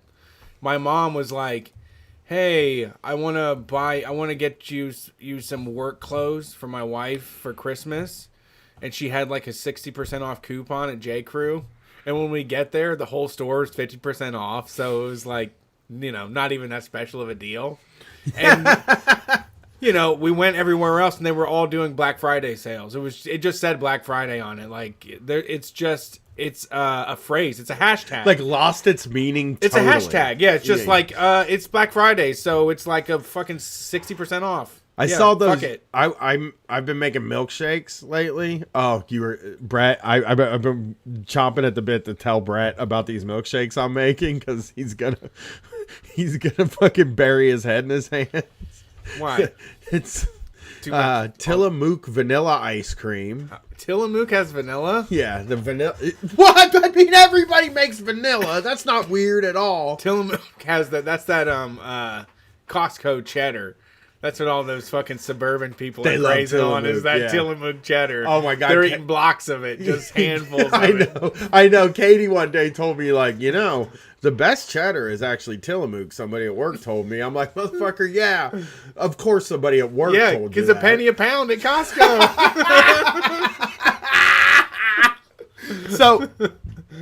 So I've been taking that, Tillamook vanilla ice cream. Okay. And dumping vanilla oat milk in it. And it put a little bit of vanilla extract. God. It's a triple vanilla formula. They're so fucking good. And vanilla. Vanilla oat milk with vanilla ice cream. Yeah, I'm going to get vanilla oat ice cream next time. You haven't even thought of that yet. I hadn't thought about, like, they probably make non-dairy vanilla ice cream out of oats. Oh, you're going for a vegan one? I think I'm going to make a vegan milkshake and see if I like it. I do. We didn't talk. We're really bad about this, but there's like, we go on these tours. I feel like people do want to hear some of the stuff. Oh, yeah. But we went to Fat Burger from the Ice Cube song, right? Yeah. If you know it. Brian sang it on the way there. Tony helped him out. Alexander, too. And they had a vegan milkshake that was made with oat milk, cashew milk. And that shit was fucking incredibly good. It can be done. Yeah, the nut milks and the oat milks are pretty good. Oh, yeah. I got into a big argument with a friend of ours on Friday. He's all mad because he thinks that, like, you shouldn't be allowed to call oat milk or soy milk or any of that stuff milk. Yeah. And he keeps saying, what does an almond have tits? Is that what he said? Well, no, he said, look it up in the dictionary what milk is. Milk comes from a mammal. It's the milk of a mammal or some shit like that. Sure. And then it's like, right, I don't care what the dictionary says. Right. Like, if we call something milk, then it's milk. Yeah. I think it's not like that's not a magical book. I know. Library, it's not like the dictionary is not a spell book. Like that, they said that shit's oat milk. I know what it is when they said oat milk. I didn't think that it was like a giant oat mammal that they milked for it. I was like, I mean, the dictionary is like supposed to be a rough approximation of the words, and they change it all the time too. And they change stuff, and it's kind of like, we could call it, I think he wanted to call it oat juice. And it's just like, but nobody would drink oat juice. It's not trying to be juice. The thing it's trying to be is milk. So it's very easy to describe this thing as milk. And in the parlance of our time, the way that we talk, we call it fucking milk. Yeah. Language evolves and changes. We're not stuck with the same definitions for the rest of our lives. Right. And fucking oat milk's not bad. It's very good. I'm an oat milk guy now. It's thick. It's fucking very frothy. It's good shit. Yeah. And vanilla flavor. Shit. And so much vanilla. and the big bold flavor of oat. When you pack that big bold flavor of oat with vanilla, it just really knocks your socks off. It gets your knickers knocked up. It's not. I made this argument on tour, and I'm going to say it right now. Vanilla's not like the original ice cream. It's not like the ice cream they made when they couldn't figure out how to make other ice creams. That's chocolate. No. Probably chocolate came before vanilla. I mean, vanilla is just milk, really. You could just have a glass of milk. It's not milk. It's vanilla flavored, number one. And number two, like, do you think that the first... So, okay, here's what I... What was this the first milkshake flavor? So the first milkshake, right, was just milk and ice milk, and it just tasted like milk, and people fucking went ape shit for it. So creamy. Yeah. The straw stands up inside of it. Yeah, they were jumping on top of light poles and shit, doing headstands when they tried it. Yeah, like holding it upside down. Gee willikers. Yeah, people were like riding in the streets for them. They fucking loved them because milk was just something that they loved back then. They fucking them motherfuckers. Yeah, that was like premium shit. Yeah, they would came out of a fucking animal. It's like, god damn. The thing that people back in the 1920s liked was milk and ham. They were just fucking all day. Yeah, butter and shit. Yeah, all milk that and premium ham. Shit. So anyway, the next flavor of ice cream had to be chocolate to me. Really? Because it's the most obvious flavor. How do you even look this and up? actually like the most boring flavor. And then vanilla was invented because people were like, all right, enough of the chocolate. Dial it back. Dial it back with this rich flavor. Rich cacao. It's not it's not about richness. Vanilla is a rich flavor. I'm saying that it's maybe for more refined palates like mine, but like it's just one of those things that's like chocolate had to be first. Got it. It was all of them together. They're saying Neapolitan. The first one was an eggnog-like drink made with whiskey. I fucking knew it was eggnog or some gross shit. Right.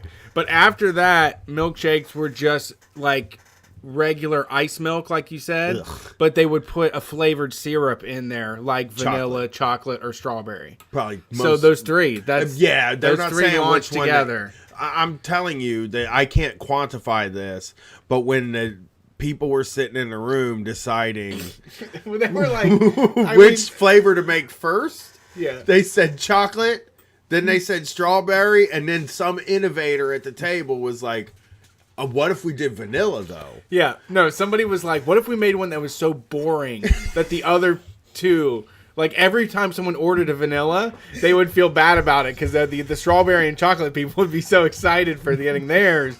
And we're going to sell twice as many chocolate and strawberries by putting such a bland flavor it's out not there. bland. Like, what we're going to do, we're going to scrape the inside of this little bean. We're going to get like 8 seeds and mix it up in there and just really fuck them up. Not even change the color of it. Don't even change the color of it. That's a bad problem. It's a bad I think look. that's the main problem people have with vanilla is white. Yeah. I'm not saying that. Yeah, there's a lot of prejudice. But it's these days. It's the pressure's that's on. not what I'm saying. It's whiteness. I agree. No, I feel it. I'm saying, like, mayonnaise is white and everybody loves it, and they're That's like, true. this is the greatest stuff. But the joke about mayonnaise, no flavor, right? Yes. That's the least spicy thing there is. right, and that like sort of like taints vanilla in a way.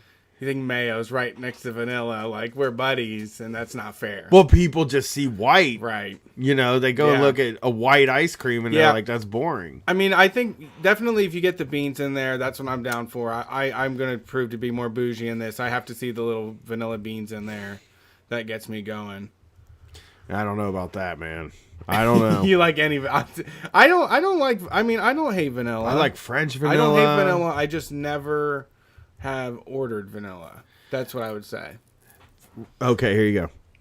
French vanilla is very good. Mm-hmm. Vanilla bean, These very are your good. Favorite ice creams? English vanilla, Okay. basically. Your Yeah. top 3. I don't want anything else in there. Oof. Nothing else in there anymore. I'm done with other stuff. I know what I like, and it's vanilla. I also You're hurting me. Something about me that I've never said before to anybody because I've always kind of felt weird about it is I think chocolate chip cookies would be better if you just didn't put chocolate chips in them. Oh no! I like the cookie part of them motherfuckers, dude. Ah, the cookie part's the part I like. Your simplification of the world is fucking it up for the rest of us. It's not. I'm not outlawing them. We like other stuff. I'm not outlawing them. I'm just saying chocolate chip cookies would be better if you got rid of the chocolate chips. Okay, I'm gonna say that I do wish they sold those separately. Yes. I have been like, why can't you get them? Why can't you shake some of the chips out of this? Exactly, because the cookie tastes good enough. It's a bunch of fucking sugar. I don't need chocolate in there too. I don't know.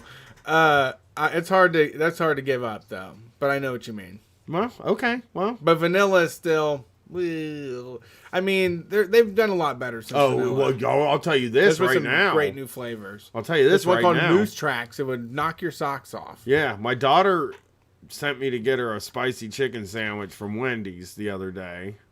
So I'm there, and I'm like, I'm gonna get a vanilla frosty. This is great, you know. Mm-hmm. They stopped making them. They switched it to birthday cake. And I'm like, I don't want birthday cake, man. That's too much. That's ridiculous. Yeah.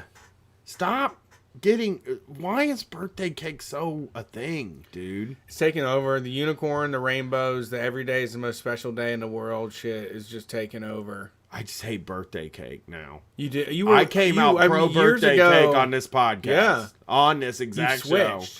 I can't with it anymore. I don't have it either. I mean, I think it's only appropriate when it's someone's birthday. It should be a special treat. I don't think you should wake up and just get like fucking protein pancakes that are birthday cake flavored. You know? Thank you. Like order them off Instagram or something. Remember when we were tripping in New Orleans and I got those crazy pancakes at IHOP, the birthday cake ones? Yeah. That is what killed it. That went over the top. That was what got me. These motherfuckers, Jason, poured vanilla, like sugar water on top of those and just put sprinkles on them. And like, I felt like I was going to die 1 minute after I took my first bite. They were the sweetest things I ever had. And I was just like, birthday cake's over for me, man. No more. You know, I was buying the birthday cake Oreos at one period all the time. Yeah. I hate them. Somebody, Helmick in the chat mentioned this. Nilla wafers. I love those fucking the best. things, That's also one of my top cookies of all time. I don't even need them on anything. I know. I'll just fill my mouth like a squirrel and sit there and just crunch on the edge of the couch and just eat a whole bunch. That's probably the only crunchy treat I like. Good call on that. Yeah. I don't like crunchy stuff. Yeah, that shit fucks you up. I don't like any crunchy stuff. Yeah, man, I leave a fucking grease stain on the couch after eating those things. Yeah. Yeah, one of my favorites of all time, especially with the banana pudding, a little bit of whipped cream. Oh no, you don't need none of that stuff. I don't like them with anything. I just eat vanilla way. Sometimes I'll make a 59-cent thing of pudding sometimes. That's good. I'm really going outrageous. I mean, it is good. Banana pudding with the Nillas in there. I love Nilla wafers. Whoever said that, thank you for reminding me. I'm going to stop and get some Nilla wafers. Ginger Snaps is my new one also that I will fuck up, like a $2 bag of those. Just, eat that instead of dinner, I don't know about that, man. All right, let's see who's on the phone. Right? Yeah, we'll probably take one more and go to break. Thanks for calling Street Fight. Who are we talking to tonight? Hey, it's Terry. You hear me? What's up, Terry? We hear you perfectly. All right, perfect. Glad I got the quality tonight. All right, so I wanted to talk about some of my dealings with small business tyrants, if that's all right. Absolutely. Yeah, absolutely. We love that stuff. All right. So this is not really small business. It's more like a middling corporate tyrant. So I've been working at Pizza Hut for like a month or two, and I just got fucking fired like last week. It's bullshit, and I want to say fuck Brendan or Brandon, whatever his name is, and a whole bunch of dumbasses at the Pizza Hut. Fuck them, right? Mm-hmm. It was a pretty dehumanizing, stupid ass job, and they were cutting my hours, so I don't got like fucking shit money. I live at home, so it's like it's not like I'm dead, but like I got no money. I can't do shit. But I just wanted to do something a little cathartic with shitting on them. So yeah. Sweet. Yeah, fuck them. Yeah. Is Fuck it Pizza Hut? Yeah. Yeah, and but you want to hear fuck Pizza Hut? But I got a Pizza Hut story for you. But there. Oh, go ahead. Oh, real quick. No, you I want to get some of the things Yeah, out get of my them head off your before I chest. forget them. Yeah, go for it. There is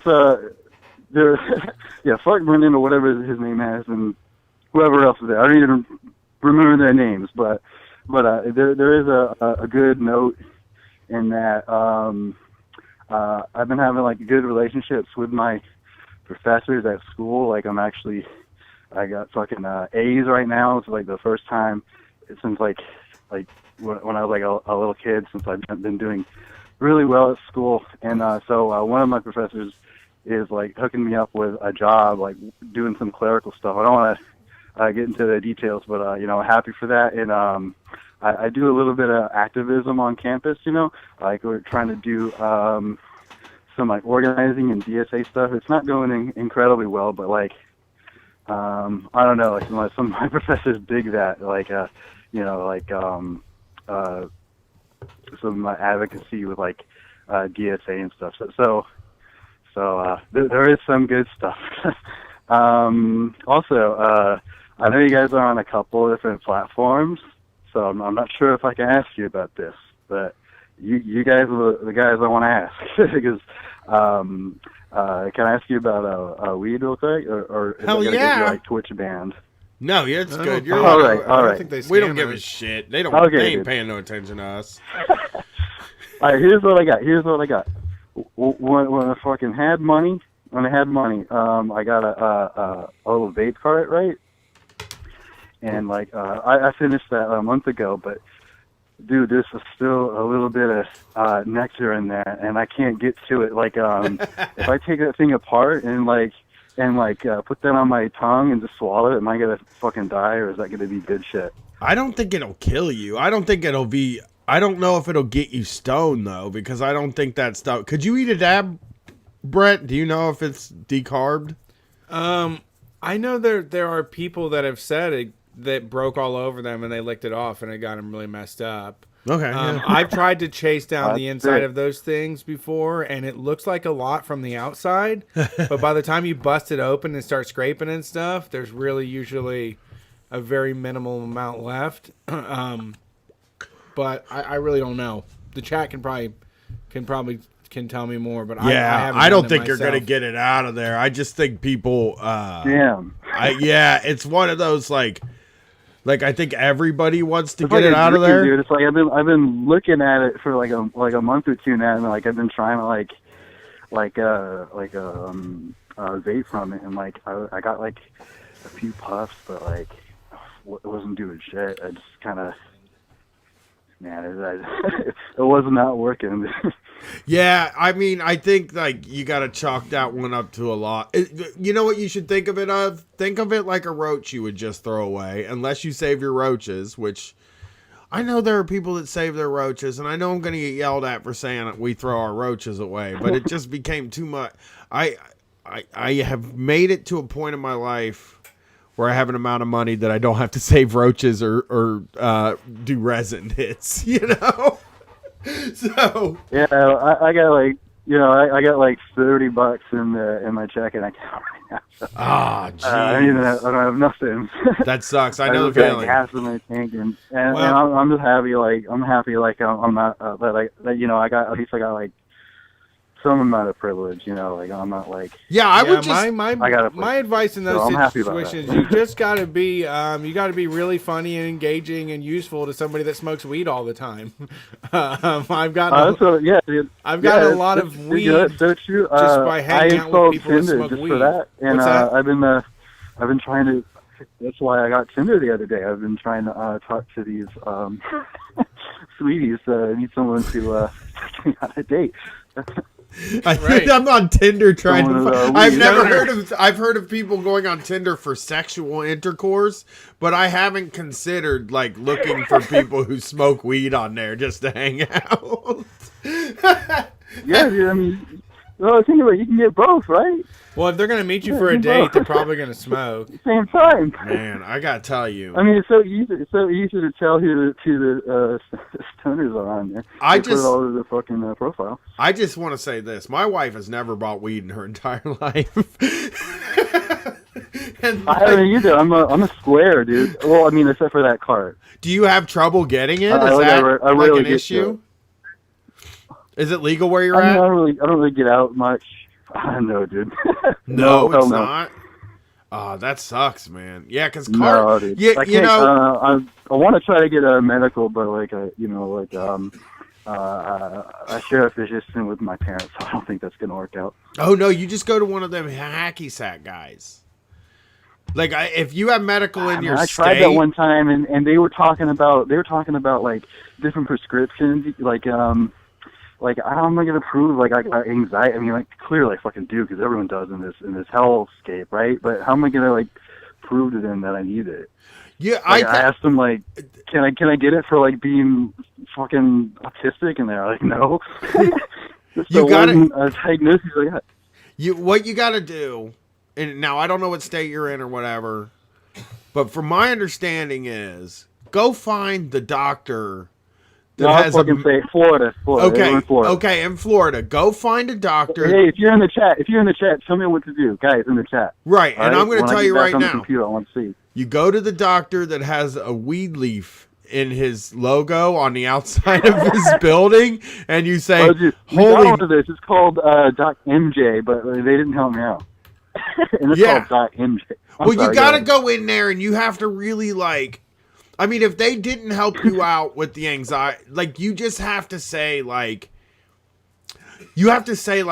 I have debilitating anxiety and the only thing that's ever made me feel better is weed. And I think they could probably help you out. Like you can't go, you're allowed to fucking lie. They want you to lie, I think. Some of the, Brett, would you agree that like the weed doctors that like are just like Dr. Mary Jane, you know, they probably want you to put on somewhat of a show. But I'll say this, I've heard that in a lot of medical states, you can just do them over the internet too. Oh man, I'm a little scared of that, but I might have to look into that. But it's a little scary. Oh, hold on. It's legal. It's also coming. The question. I'm sorry. Recreational's also coming up on the ballot there. Oh, go ahead. Recreational's coming up on the ballot there soon. Yeah, I'm probably gonna work on canvassing or fucking whatever for that. I'll be definitely looking at that. But I want to answer the question about like this 11 starting the day at 11. Thank you.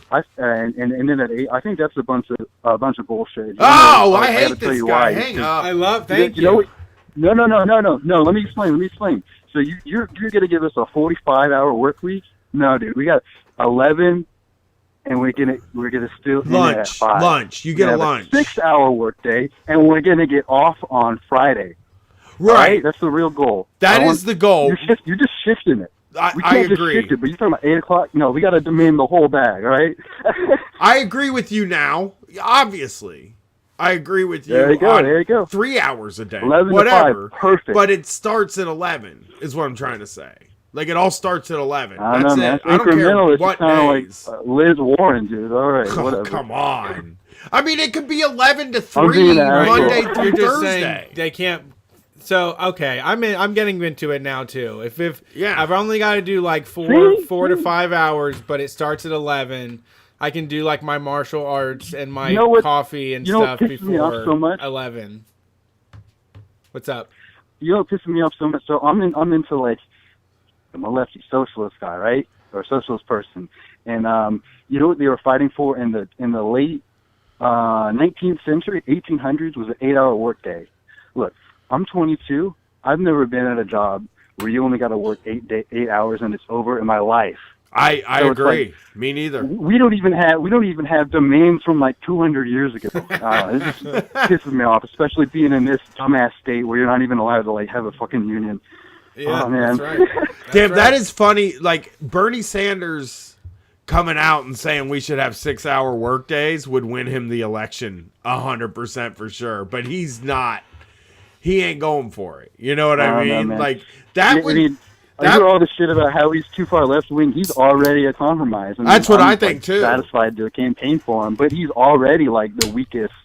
He basically like catch us up to like where we should be, right? Which is like European or Latin American social democracy. But that's not like left. That's just like Yeah. the baseline. Because we are looking. I mean, me and Brett talk about this it's all like the not time. dying in the streets of healthcare. Like, Yeah. Me and Brett talk about this all the time, but like, there is no fucking reason that every single adult needs to work 40 hours a week anymore. There's none. There's not even. I shit. can't It figure sucks. out because they're not doing anything. Like, so many of them aren't even doing what are anything. you doing? What you just sit there and you're like going on Twitter. Every job is just like pretending to work. Almost every job. I've been at one where I had to like sit at a computer for like the whole time. But even then, like we would take like a 2-hour lunch like every day. Like we would go out and like bring food back in. Like any of the job. I'm sorry. Like the other jobs, it's just like you just get on your phone and take a break. You're just sitting there on the clock. Right. Every job we do is just pretending to work. Right. So why don't we just cut it off at like 5 hours and we'll just get on my phone at home, or like maybe I'll just like drive out to New Orleans or whatever. Like take, spend half the day somewhere else, come back tomorrow, go to work. We should just be spending that time outside of the workplace. We could shut it down and save fucking money. Yeah. And I think like I think like when I say we aren't doing anything, I just think of all the jobs I had where like I definitely didn't have 8 hours worth of work, but I had to be there for 8 hours, or they were unsatisfied with my performance and I couldn't get paid. Oh my God, they're looking at you like they're like, well, they're thinking like you need to be like sweeping up some stuff or doing some stuff like it's not even like part of the job. Like, I mean, there's jobs where like, well, you got nothing to do. Why don't you just like start scrubbing the thing that hasn't been cleaned in 70 years? Like, why is that my job all of a sudden? Yeah, yeah, I agree. There's nothing to do. No, you should just send us home. Like, give me a check and like, dude, I got some video games to play. I got like, whatever. You can learn violin, is what I always say. I think also that thing. Yeah, you can self betterment. Yeah, and I think that thing where it's like, I remember at McDonald's, this is how it worked, dude. If you went into McDonald's on, let's say, because that was my first job, and let's say you go in on a Tuesday. Nobody eats McDonald's on Tuesday. It just doesn't there's not really a rush or anything. Most people are cooking at home or something. McDonald's is like a Monday, Friday, Saturday kind of thing, right? So if you... Well, you got mornings though, and then like true. Beyond that, it's like, it's done. Yeah, right. I was in high school, so I came in from like 3 to 8, okay? And there were Tuesdays where nothing's happening. Totally, it sounds like it's totally dead. Yeah, the drive-thru would be dead. And my job was sweep, deck brush, mop, right? That's what and then clean the stainless. Yeah. And as soon as I finished the stainless, no matter what the floor looked like, I had to sweep, deck brush, and then mop, and then clean the stainless. Over and over again? Yeah, if there was no work, then that was what your job It was. was like you were in an autopilot. Like you were just a robot. You know, something else about put to a jobs function. that people don't talk about that really pisses me off is getting cut. So you're scheduled to be there at certain hours, and then it's kind of slow, so they're just like, go home. And so then, like, you lose, like, what, 3-4 hours of work? Right, you should get paid for like, that. what do I have this job for? It's just so inconsistent. Yeah, you should get paid for it. Well, those are 100%. also the jobs where you have different start times and different schedules every week, which I think should be against the law. That should be it's against labor tyrannize you. laws. Yeah, because they 100, punish yeah. people with those. Fucking Those hate that shit. schedules are used to punish people a lot of the time. You know, like there's so many times where if you have a different schedule every week, they say it's for need, but then it's like all of a sudden the boss is irritated with me because I said something mean in a meeting and now I work 4 to close every day. You know what I mean? Like I don't have any like short or whatever I'm looking for. Or this has happened a lot to my sister. If she was like sort of having trouble with the she worked at restaurants. If she was like having static with like the chef or whatever, she was the first one cut every day. Like beefing or whatever. Yeah. She would get cut. Oh. She would get cut every day. So a lot of times they'll cut you or fuck your schedule up to punish you, and it's bullshit. And that's how they make people quit jobs. Absolutely. That's how they made me quit. No, it's Inside. it's turnover. Like if we stuck at a job for like couple of years instead of just quitting when it starts to suck, like productivity raises. That's one of the reasons why a really high minimum wage doesn't kill jobs. It makes jobs more productive. And like no one who's raised it has had this job loss. I'm just saying, like, these capitalists don't know what they're doing, because if they did, they would understand that it raises their productivity and actually gets better work out of people when they actually, you know, have some dignity and stability in their lives and an ability to like develop skills on the job. They don't know what's good for them, do they? No, they don't. That's why they get overthrown. Well, thanks for calling in, buddy. Yeah, hell yeah. That was so fun. That was so fun, guys. Hey, chat. I'm gonna jump on the computer in 5 minutes. I need to know what to do in Florida. You know what we're talking about. All right, I'll see you, chat. All right. Bye-bye. Thank you. I'm Googling Weed Dr. Florida. I'm going to get us a good name here real quick. Okay, Weed Dr. Florida. Yeah, I guess you should play it up the most you can. I would. Yeah. Makes I think sense. you should put on somewhat of a show because, like, the doctor has to feel like. Right. Yeah, you go to marijuanadoctor.com. Yeah. And you put on a tiny little show and be like, hey, I got the showers. I need weed to fix it. Showers. Yeah, I got the Shocktober people will appreciate that. You got to go in there and like do a thing. It's bad. I got oh man. Someone in the chat said I have PTSD and you should definitely put on a show to get weed. Yeah, because that's what my plan was always like. I'm gonna go in there. Just act hectic. That was what I was gonna do. I was just gonna go act like myself, and I was just If you, I mean, you need it. I mean, it is like you do actually need it, but you have to like kind of rev it up for him in front of him for him to be like, all right, you can have it. Yeah, that's basically what they want. They want to look at you and know that you need weed. You have to like dehumanize yourself in front of them. Yeah, be embarrassing in front of them. So they're like, oh yeah, I mean, especially if you don't have an obvious ailment. You know what I'm saying? Yeah. Like if you obviously they're gonna give it to you if you have something. If you're a guy like me who is just like, well, I really like weed and I want to do it for fun. Or if it helps you sleep, or if it helps you, control your anxiety or whatever it does. If you want that, you have to go in and be like, woo, you're going to look like you basically walk in the room like Kramer and tell them you have like really bad anxiety and they're not going to send you anywhere else. They're just going to help you out with it. Also, a lot of people have said that like if you go in there and you say you have PTSD, that like they'll never argue with you. Sure. Because that's what my plan is always, just to be like, oh man, you know, in 2009, which this is actually not untrue. In 2009, I got robbed at gunpoint for my work keys, and then my whole life spiraled out of control, which technically that's exactly what happened. Right. But it spiraled right into the best possible situation. Yes, and also like I never think about it. Yeah. I never think about that guy pointing that gun at me ever. Right. I mean, like 2 or 3 days I thought about it, but it didn't I don't think it did much to me except for hurt my wrist. Yeah. And then also derail my life. Right. Totally. To get me to where I am right now. Right. But you're not waking up in cold sweats at night. No, I'm not. It was a dumbass that just wanted fucking cable key money for the not rest even of the the right day. tools, dude. Right. Not even the right tool. He took the keys, but everybody that steals cable knows there's terminators in there too, which are like these little things you put over and you can't screw them off. Right? They're locks basically, and you need a key, which is like a screwdriver with a pull down plunger thing and plug in, and you twist it off like that. They didn't get the Terminator key, so all they had was the key. They couldn't do anything. They could just open the box. They could open the box and look at it, but they couldn't hook anything up. But a little helpful hint for all you people out there: they sell Terminator keys on eBay.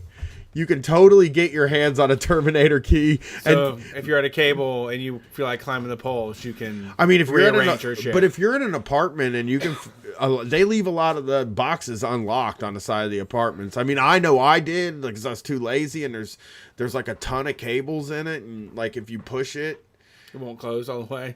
Yeah, you gotta like do some maintenance work to get it rolling, and I'm like too lazy to do that, so I didn't do it, and I push and push and push, and if it didn't shut, I'd be like, fuck it, they're not gonna check, and I would just leave. But I'll look it up right now. But yeah, I know you can get all the tools to hook up cable illegally on eBay, and also they're cheap as fuck. And if you're shooting to hook up cable illegally, here's some professional advice here.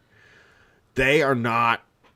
The chances of them finding you are very slim, and if they do find you, you just say, "Well, it was on when I moved in," and then they'll unhook you, and then you got to pay for it. But if you steal cable generally, like I never audited, I never did audits when I was a cable guy, right? And nobody else that worked with me did audits. And about once a year, they would have a big company come in and they would do a huge audit, like of subcontractors. They would do like a huge audit, but they still didn't go to every single box. And it's just like, if you can get it plugged in, like they can't go for a while. Yeah, they would have to catch you actually doing it for anything to happen, because like I always advise people when you move into a new apartment, if you're an apartment dweller as I am, to just plug the cable into the back of the TV. They might not have ever come and disconnected, because that happens a lot too. Guys will just be like, "Oh, I did it," and then didn't do it, and then go do something else. All right. Well, we got 2 more calls. You just want to go through with this? Yeah, let's do it. Thank you for calling Street Fight. Who are we talking to tonight? How you doing? Hey, is it me? Yep, this is you. You say so. Hi. I just also want to agree that time is a fascist construct. Yeah, we should have just got rid of time. Get rid of it. Yeah, I'm down with that. Yeah. 100%. Yeah, you just got to give it time. No more clocks. Just get rid of them. I mean, people in Las Vegas are like living their best life, right? There ain't no clocks in it. Brett knows I'm lying. Clocks there?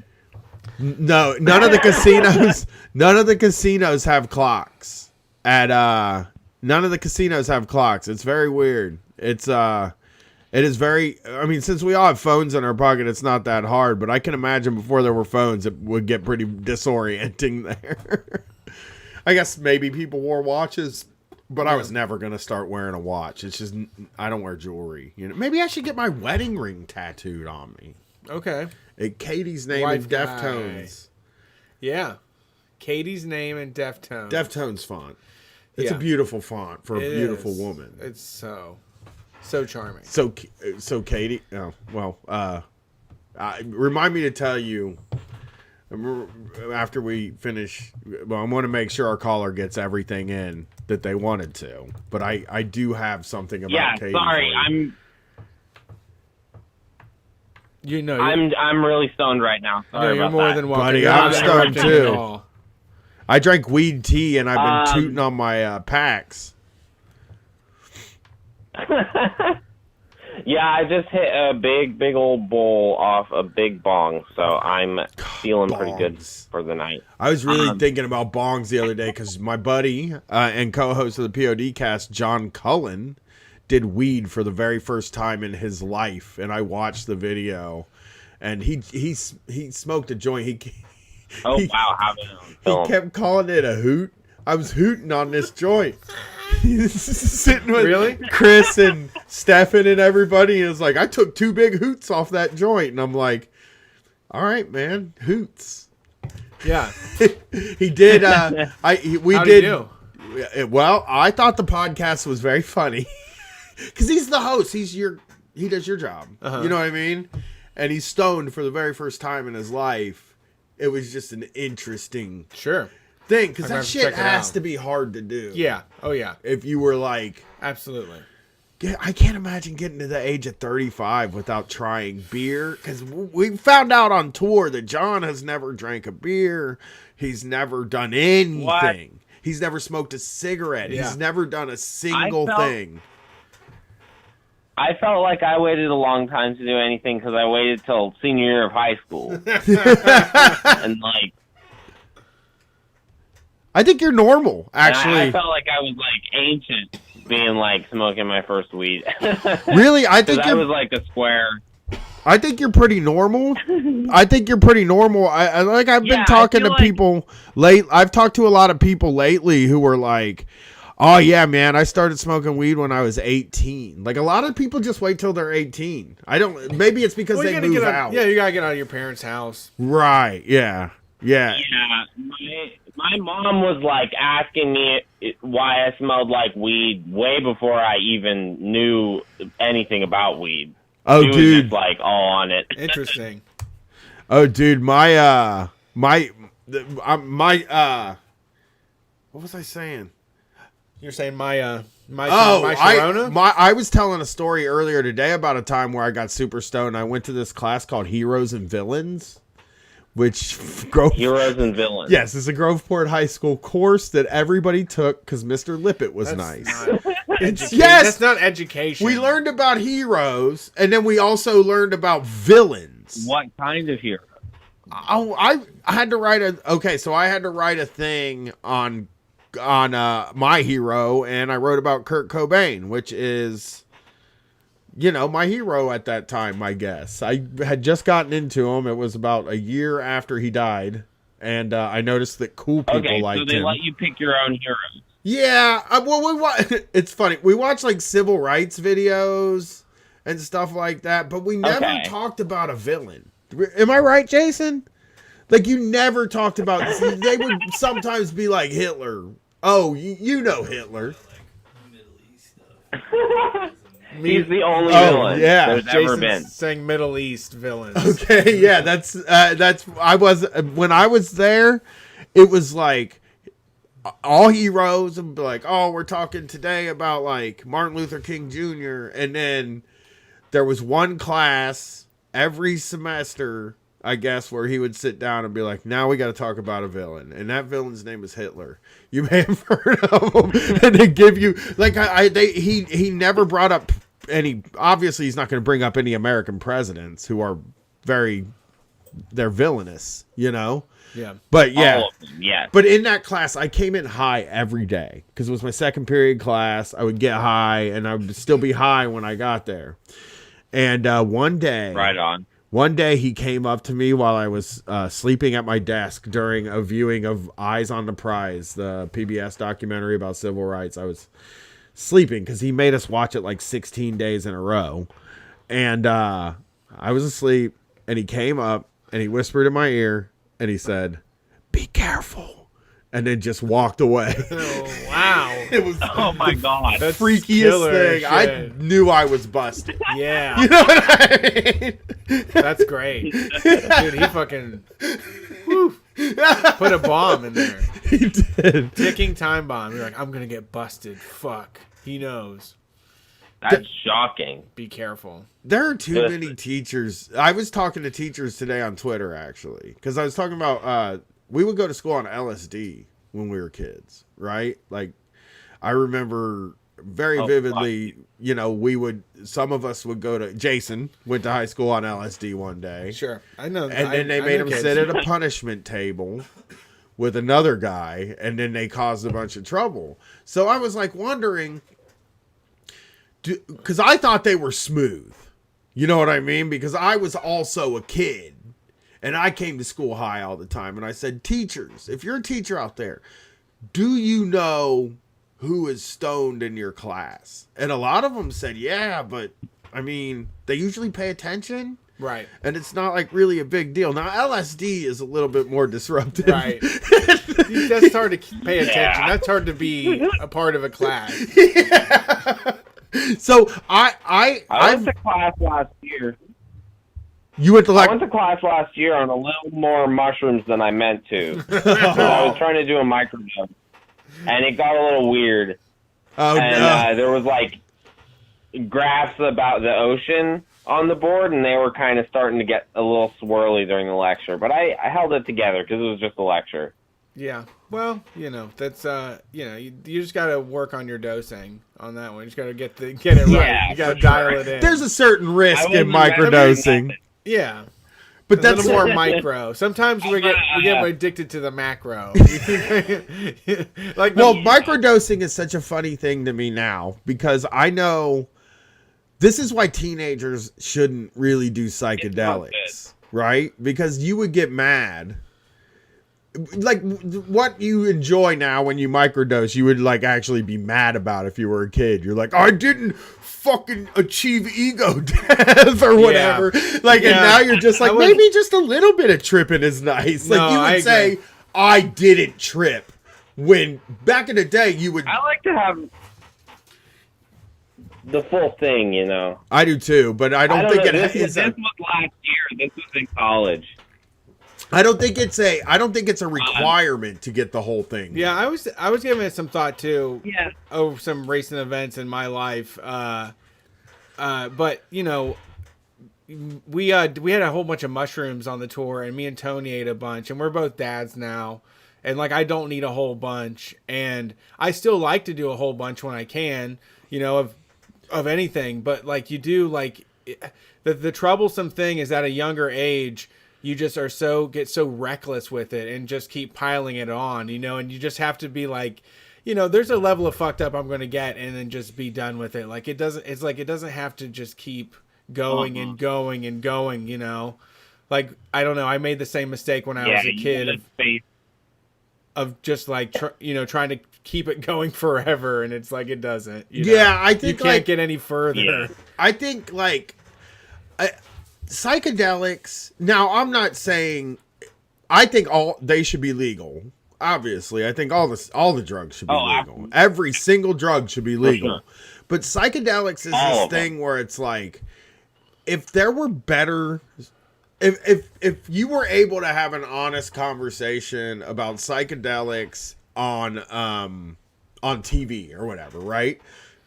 You would probably say, hey, 25 maybe is a good age to start experimenting with these things, because like, I just feel like once you're 25, the concept of you getting in trouble moves further for that. Right. Is gone. Right. And there also is something more like a bud tender type thing where, you know, when I've sold drugs to people before, I've done a little extra work and weighed things out for them based upon, you know, the science that's available online. But, you know, to say to somebody like, this is 1 gram of mushrooms, like y'all can all eat one of these and have like a really chill, great time at the house, or you can eat this whole 1/8 of them and you're going to like, you know, you're going to get down to the bare essence of your being, you know? Yeah. You're going to hit down to scrape down to the soul. They should be sold by mental health professionals. Yeah. Yeah. That should be rolled into that profession. I just think that, like I always tell, like the haircut to the post office. I always tell people over 30 to, like, now, I'm always that have quit. You know, they're like, I'm too old to do to be tripping and stuff. And I'm always like, hey, I think the best possible thing you can do for yourself is trip when you're 35, 40 years old. Absolutely. Like, it's different. Yeah. It's not what Just you do remember one it good being. one. Yeah, and it's not what you remember it being. Yeah, you have a handle on things. You're more in control. Yeah, I mean, I think they're very important for me in my life. You know, I think everybody needs to mess with them. I don't think they are for everybody, but they are an important part of, you know, what I you know, gets me going and, you know, informs my life and keeps me, you know, in the mindset where I'm at. Right. Like, I like to test those limits, you know. We've eaten half-eighths quite Yeah, a few times now and had some of the best times ever together, right? Like when we went to Joey Janela's spring break in New Orleans, that's like a very memorable moment for me and him. We were like having like the world's best time together. And we each ate a half an eighth of shrooms. And I wasn't fucking tripping, but like it just made everything more fun. We went to that Ween concert, and I never even heard a Ween song in my life. And I took a half-eighth of shrooms, and when they started playing The Doors, I was like standing in the audience singing, Mr. Mojo Rising. And it was just like this really great time. And I think like, I think each time I've done them and done all the way, when you go to the full on 100%, this is a trip, that I've come out on the other end a better person. Yeah, absolutely. And feeling better inside. But you can't do it all the time, though. No. Yeah, I think every 6 months to go full in. You know, you should go in every 6 months if you can find the time to do it, you know? Yeah. At this point, I have them more regularly, and I have a handle on what they are. And, I mean, they're just, I appreciate them as, like, an experience, you know, for, like, going to wrestling shows and stuff where you're going to be locked in this room for, like, 3 hours. And, like, I'd rather just eat these shrooms that I know how much I can eat at this point. And it's way better than spending $38 on fucking beer, you know? Oh, fuck yeah. You're totally right. And it makes wrestling just seem like the most amazing thing in the world, too. Yeah. Brett was on acid. Fuck alcohol, honestly. Yeah. Yeah, Brett was on I know. Like, imagine the vibe that arenas could do if drugs were legal. You know what I mean? Where it would be like... Right? I might actually want to go to things. Yeah. Right. If you could buy a hit of acid. If we could just, like, all smoke weed. Yeah, vibes. Just better vibe. Like, if you go to a Cypress Hill concert, they're not selling fucking beer because they don't want beer. Yeah. They want to smoke weed. If you go to see fucking Marshmello... They should have, like, club drugs 2CB. there, you know? So you can take that shit. If you're going to go to fucking... Hell yeah. If you're going to go see Ween, you should be able to buy tabs of acid and mushrooms. That shit... That vibe... In a perfect world, that's what you'd be able to do at events. Where, like...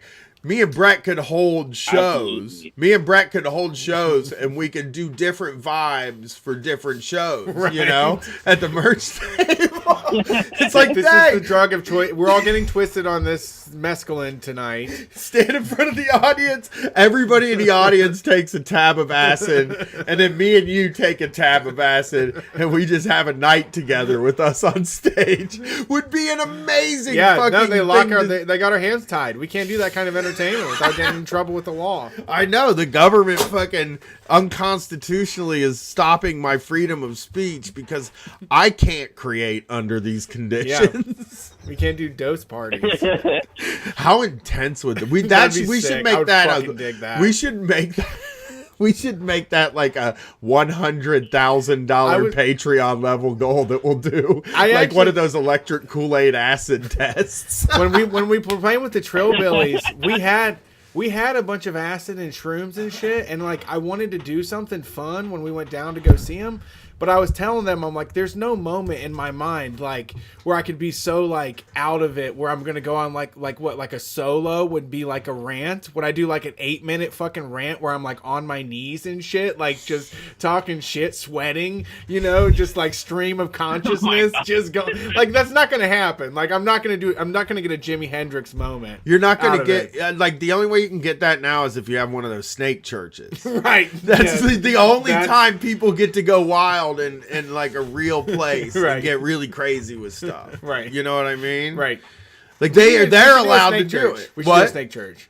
You can't get in. I No, found we out should you can't start get one. in. We Oh, could I start mean, one. that's true. I mean, I would let a cobra bite me and see what it feels like. What the fuck? Sure. You know, I hear you get high from that Yeah, I shit. know. Remember It when that seems guy sweet. got bit by that black mamba and his friend was like, oh my God, dude, you just got bit by it. Do you remember that video? Yes. It's the funniest. This guy fucking pulls out a black mamba and he lets it bite him.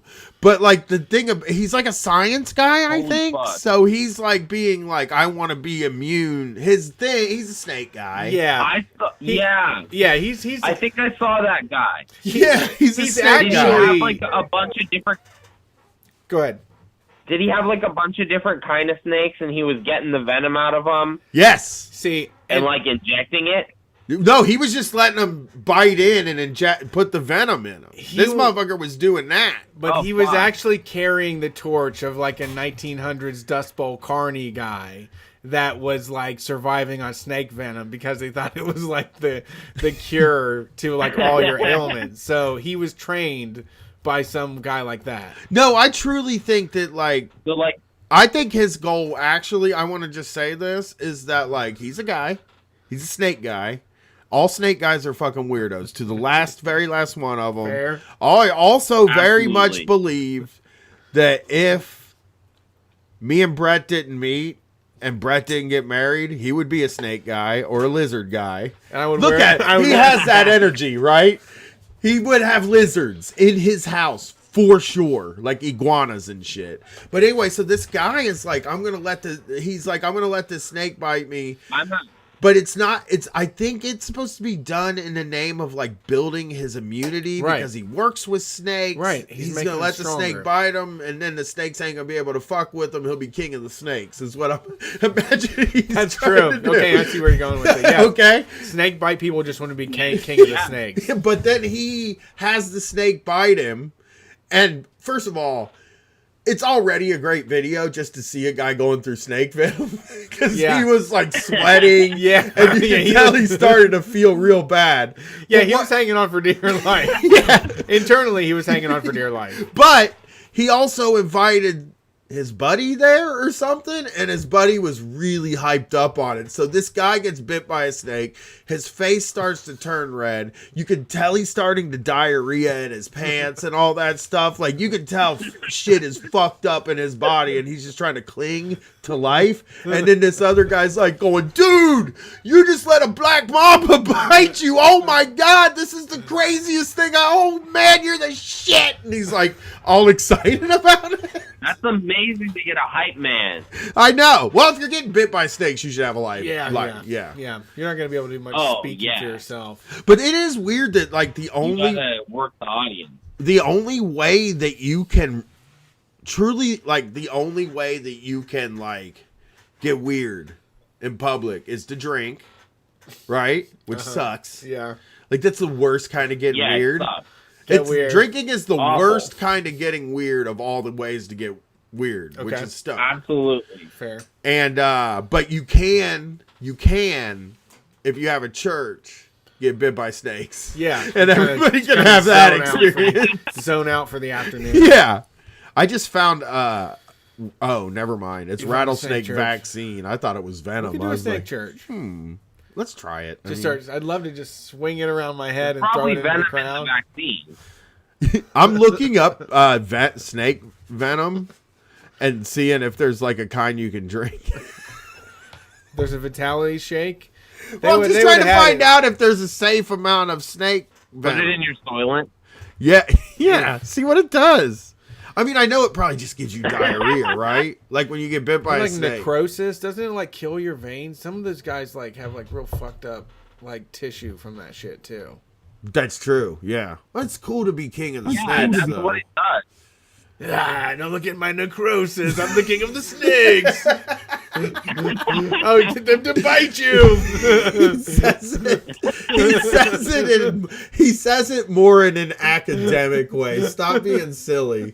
He goes to conventions, snake conventions, and he says, "Look, I'm the king of the snakes." And then he goes and lets everybody's snakes bite him. And then, like, living at the end of it is just, that's the achievement. That's right? what it is. Here's my thesis. What's your thesis? It's like, well, I'm going to let all these snakes bite me and I'm going to stay alive. And that's an impressive thing. Yeah, that's great. Like, I am impressed with Like, that. dun, dun, dun, As a science student, that is how you do it. Yeah. That's how you do the science. That's how you write science. When he becomes the king, I love this king of the snakes guy now, because I am thinking about him just being like, none of your snakes can fucking kill me. Right. Like going to the snake convention and just like, any room he walks into, he just throws an exotic snake on the ground, and he's like, I'm completely immune to that. Let's hope things go my way so I can get out of here. Bring that snake with me. Just walking around with a king cobra. With a cobra around his neck, and he's just like got this cobra and he's playing with it, and he's like, if this bites you, you're fucked. But it bites me 7 times a day, and I just go through a weird thing in my brain. Yeah. And then I'm back to normal. I just stare really hard and hang on for dear life. What do you think that mind state is, though? I mean, I think you are cheating death. I think there's probably a point where you could just like flop into giving up. Like he's just like white knuckling it, just fucking. Like he's forcing his heart to beat by just thinking about it. The USDA regulates who can buy and sell snake venom. It's very important to learn about these regulations so you can operate properly. Yeah. Oh, snake! There's jobs. Snake milker. Ooh. And oh my god. Oh boy. Well, imagine organizing your life around snakes. I can. Oh, I mean, they're I know you can. creatures. They're very interesting creatures. All right. There's a lot of. Snake milking venom is yelling at them about. That's just where you let that snake bite you too many times.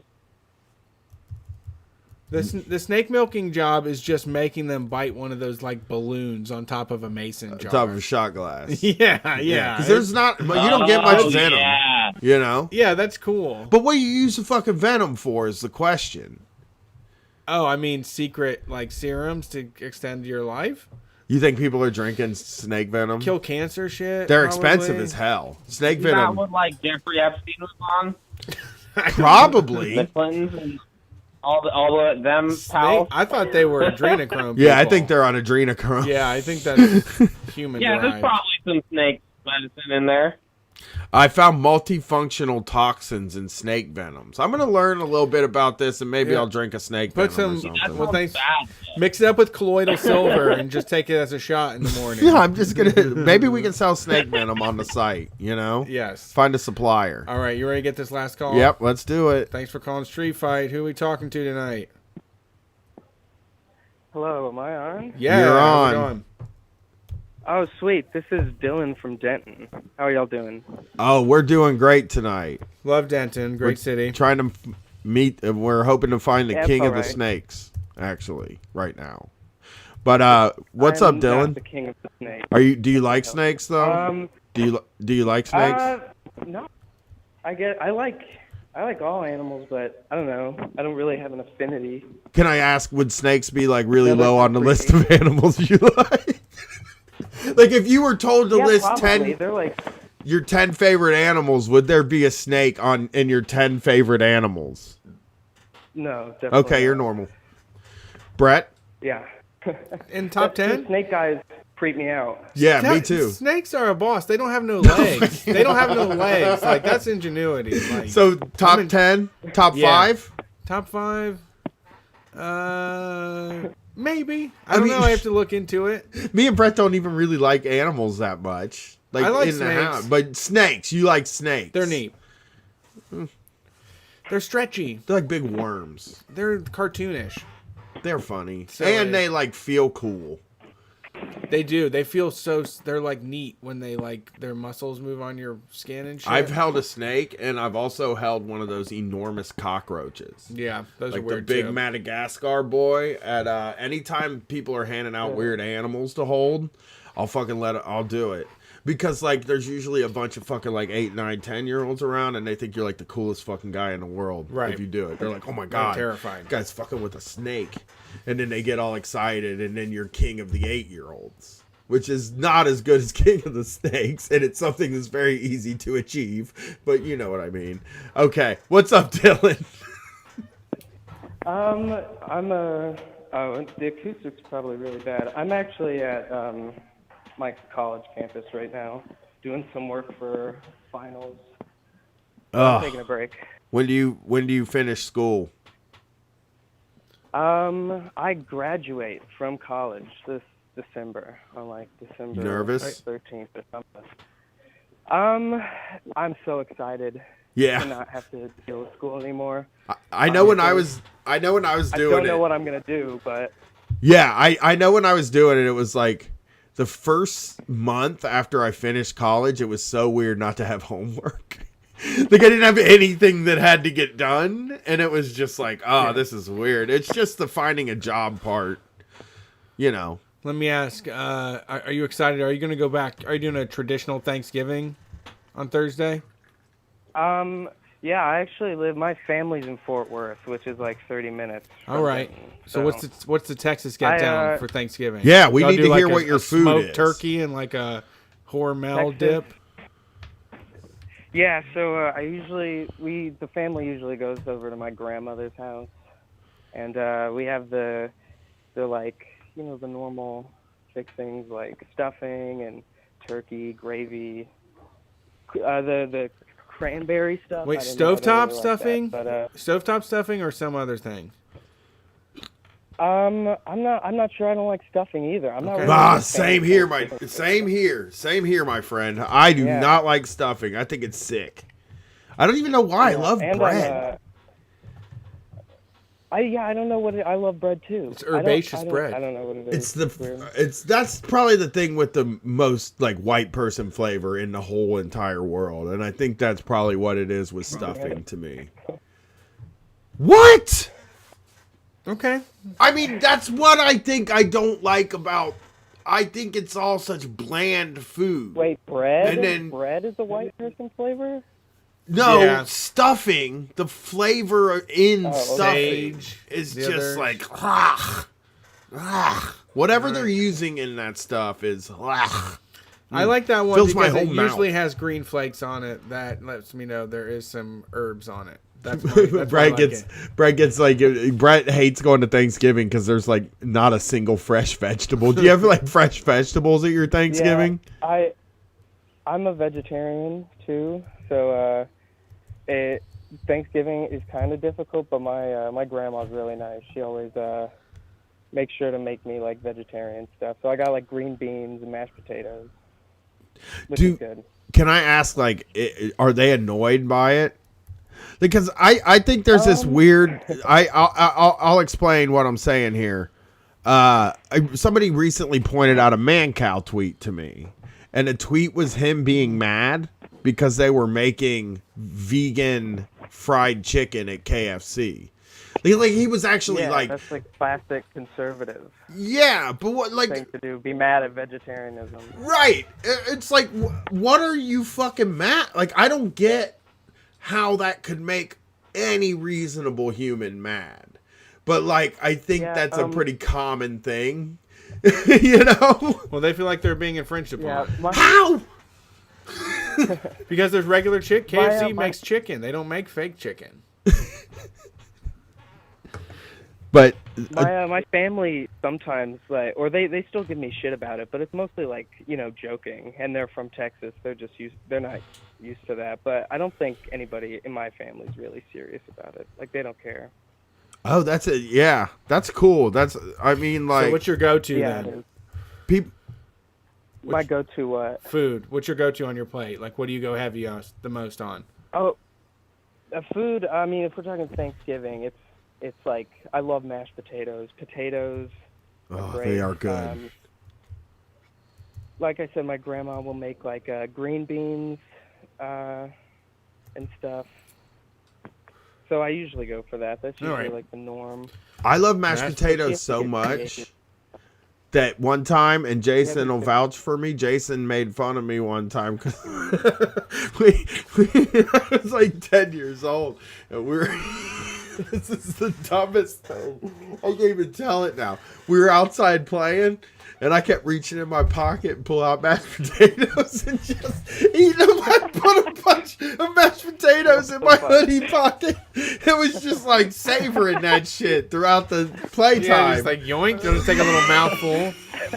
I put it like just lint. It wasn't in like a bag or anything. It was just right like, in the pocket. I gotta grab these mashed potatoes and get out of it. Wait, were you not like picking lint out of your teeth or something? I probably was. I mean, like, Jason started making fun of me when he caught me eating it, and then all the other boys started to make fun of me when they caught me eating it, and then I went in the house embarrassed and, you know, started all over the next day without the mashed potatoes in my pocket, like you do when you're like 9, you know. But it's like that's one of my earliest childhood memories is eating mashed potatoes out of my pocket because it was just like weird. It's weird, I guess, but I just like my parents never had any good snacks around the house, you know. Like there was just never snacks there.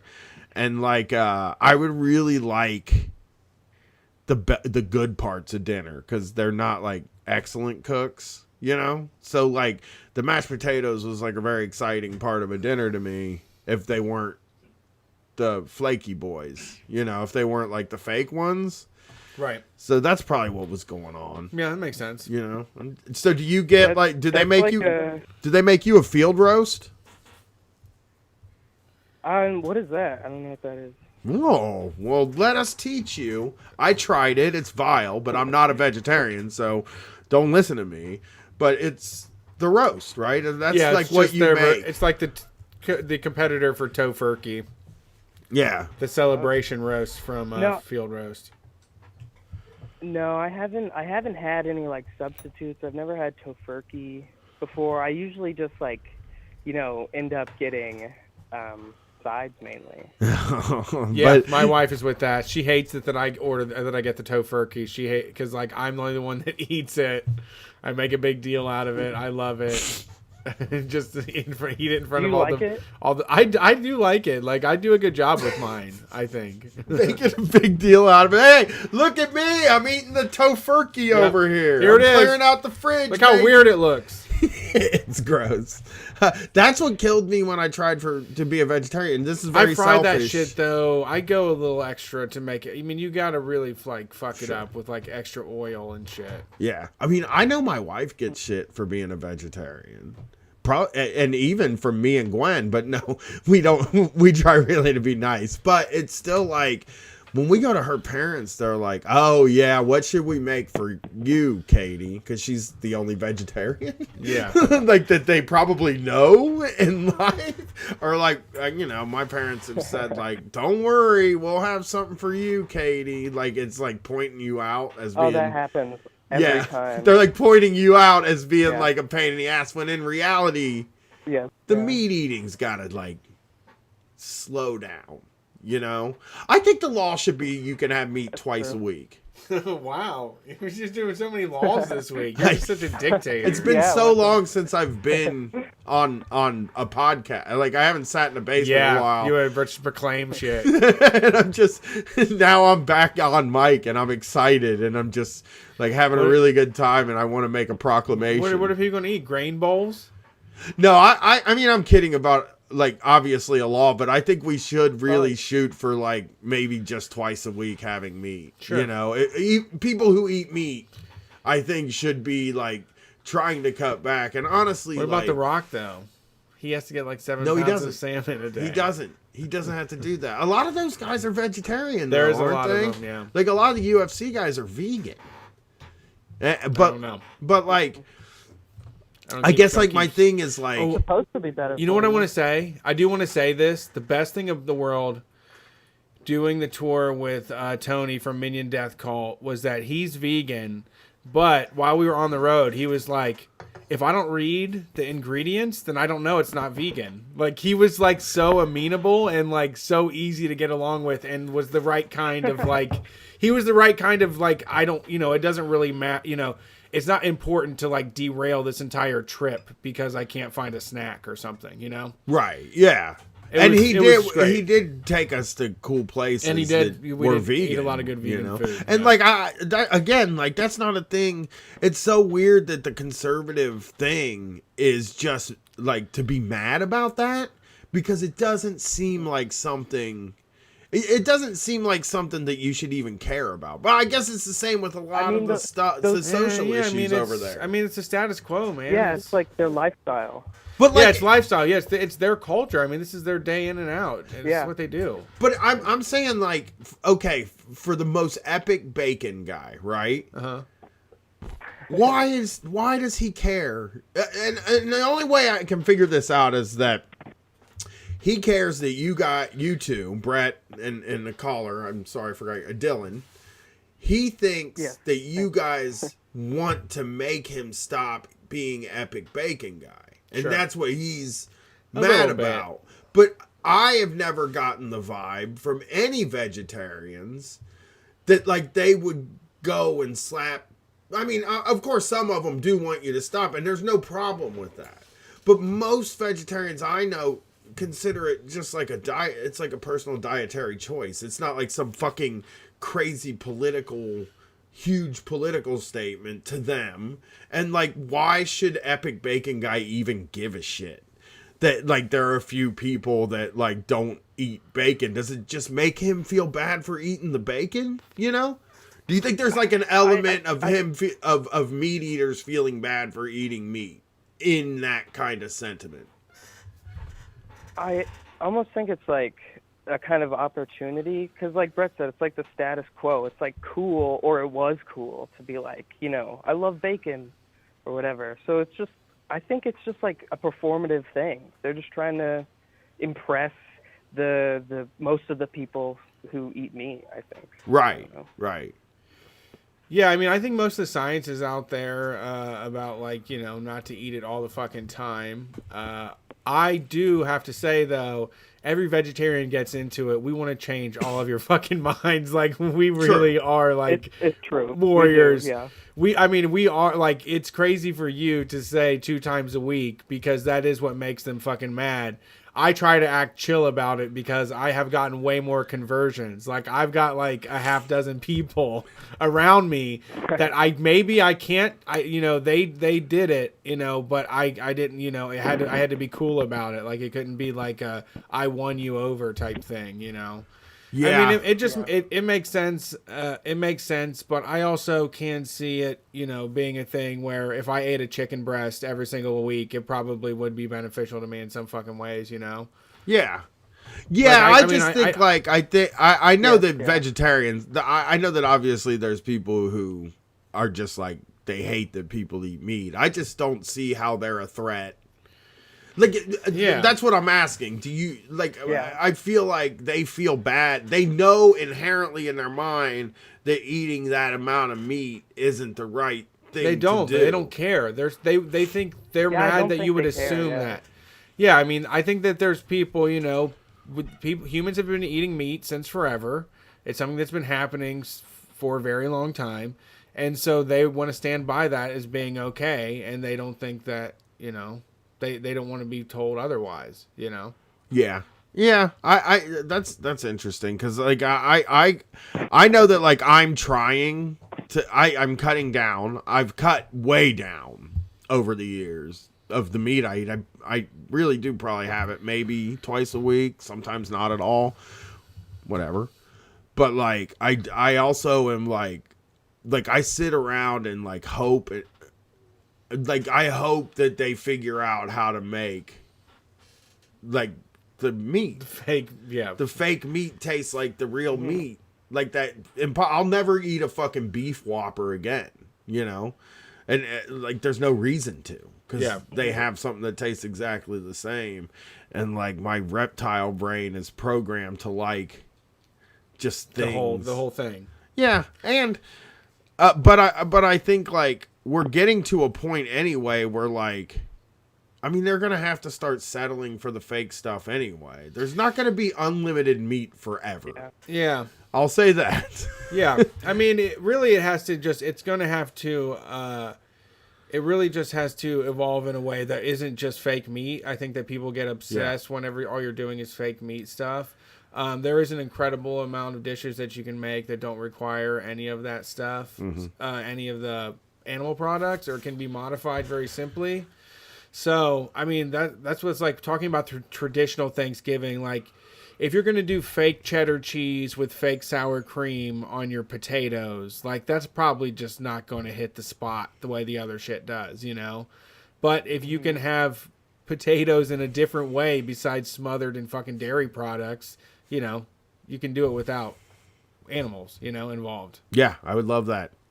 I would like to stop and I stink. No, I would like to stop, but I'm just bad at it. You know what I mean? Like, I failed when I tried. I'll probably try again. Yeah, my sister actually, she saw the doctor and said she had a whole bunch of ulcers that was caused from dairy products.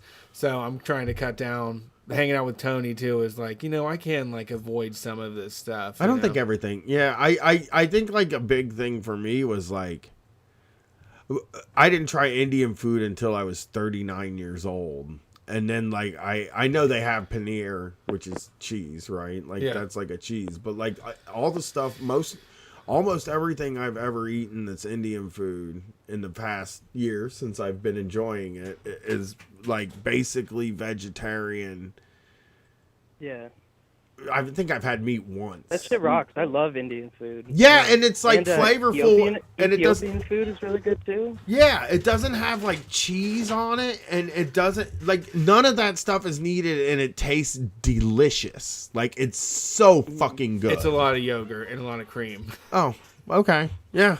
Well, it's good and it's vegetarian, It is. and No, I think there are vegan Indian places. Sure. Probably. I'm not No, I sure. mean it doesn't have to always, and I don't think I think it's a limited. I'm limiting the dairy stuff too. I'm not like against it. It's just yeah. I just think like that there are cuisines that we don't even think about doing because we assume there's no cheese. Yeah. You know what I mean? We're just like, what? Oh, we can't put cheddar cheese on it? Fuck this thing. I need to use my Tillamook. I need my Tillamook. A perfect way to end the show. All right. Thanks for calling in. Thanks for calling in. Hey. Yeah, no problem. Thanks for talking to y'all. All right. So the poster will be up soon. The variety show is January 27th. December 27th. December 27th, 2019. It's Street Fight. It's Lindsey Martin. It's Garbage Brain University. And our reunion with the Trillbillies. Our best buddies in the whole entire world. We are going to be live streaming it on the internet. So, you can tune in and watch it live as it's happening. Or, come out. It's going to be fun. There's a live band. The Howling Commandos are going to play rock music. And Jake's going to rap. And there's going to be, I've considered maybe singing a song. Okay. Yeah, tickets will be available at store.streetfightradio.com if you want to get in there on the list early, secure your spot. We're going to be at Ruby Tuesday, December 27th. It's a variety show. It's Street Fight Radio. It'll also be going down on our Twitch, Twitter, YouTube, Facebook, all that as well. Also, you can head over to Patreon if you want bonus content. I know we've been lacking a little bit because we were on tour. But there is Teen Fight Radio starting. Well, there might. Shocktober is there. Can I say there might sometime? I want to. This miniseries things is like my baby, and I love it. And I might I might need like 2 weeks between two series. You know what I mean? So I can't like promise that I'm going to be able to seamlessly do each series, but I won't make you wait longer than like a couple weeks or something before you have a new thing. Okay. I just want to let people know because they take more work than anything else I do. Right. So head over to patreon.com/streetfightradio to get more content from us, to get more live video, to get more live audio, to get zines, everything you want's over there. And if you're looking for gifts for the Street Fighter in your life, store.streetfightradio.com is the place to go. We've got prints, we've got posters, we've got t-shirts. Help us spread this mess across the U.S. It's getting bigger and better, and we can't wait to take this onward and upward into 2020 and meet all y'all and the things that you're doing that or inspire us and keep us going. And we're glad that you show up and let us know that you're out there, and we can't do it without you. But we will be back on Wednesday, right? Hell yeah, we'll be back Basement Wednesday show. night. We're going to do, also we'll be at Elevator Tap Room watching wrestling. So if you're in Columbus, 8 to 10, Elevator Tap Room on 4th. We'll be there. AEW Dynamite happens with Street Fight Wednesday night. Yeah, Be there. and who knows who's going to be on the Basement Show this week. Maybe there'll be guests. Could be some guests. Yeah. Exciting Thanksgiving guests for the Street Fight this Wednesday night. We appreciate it. I'm Brett. He's Brian. Have a good one. Peace.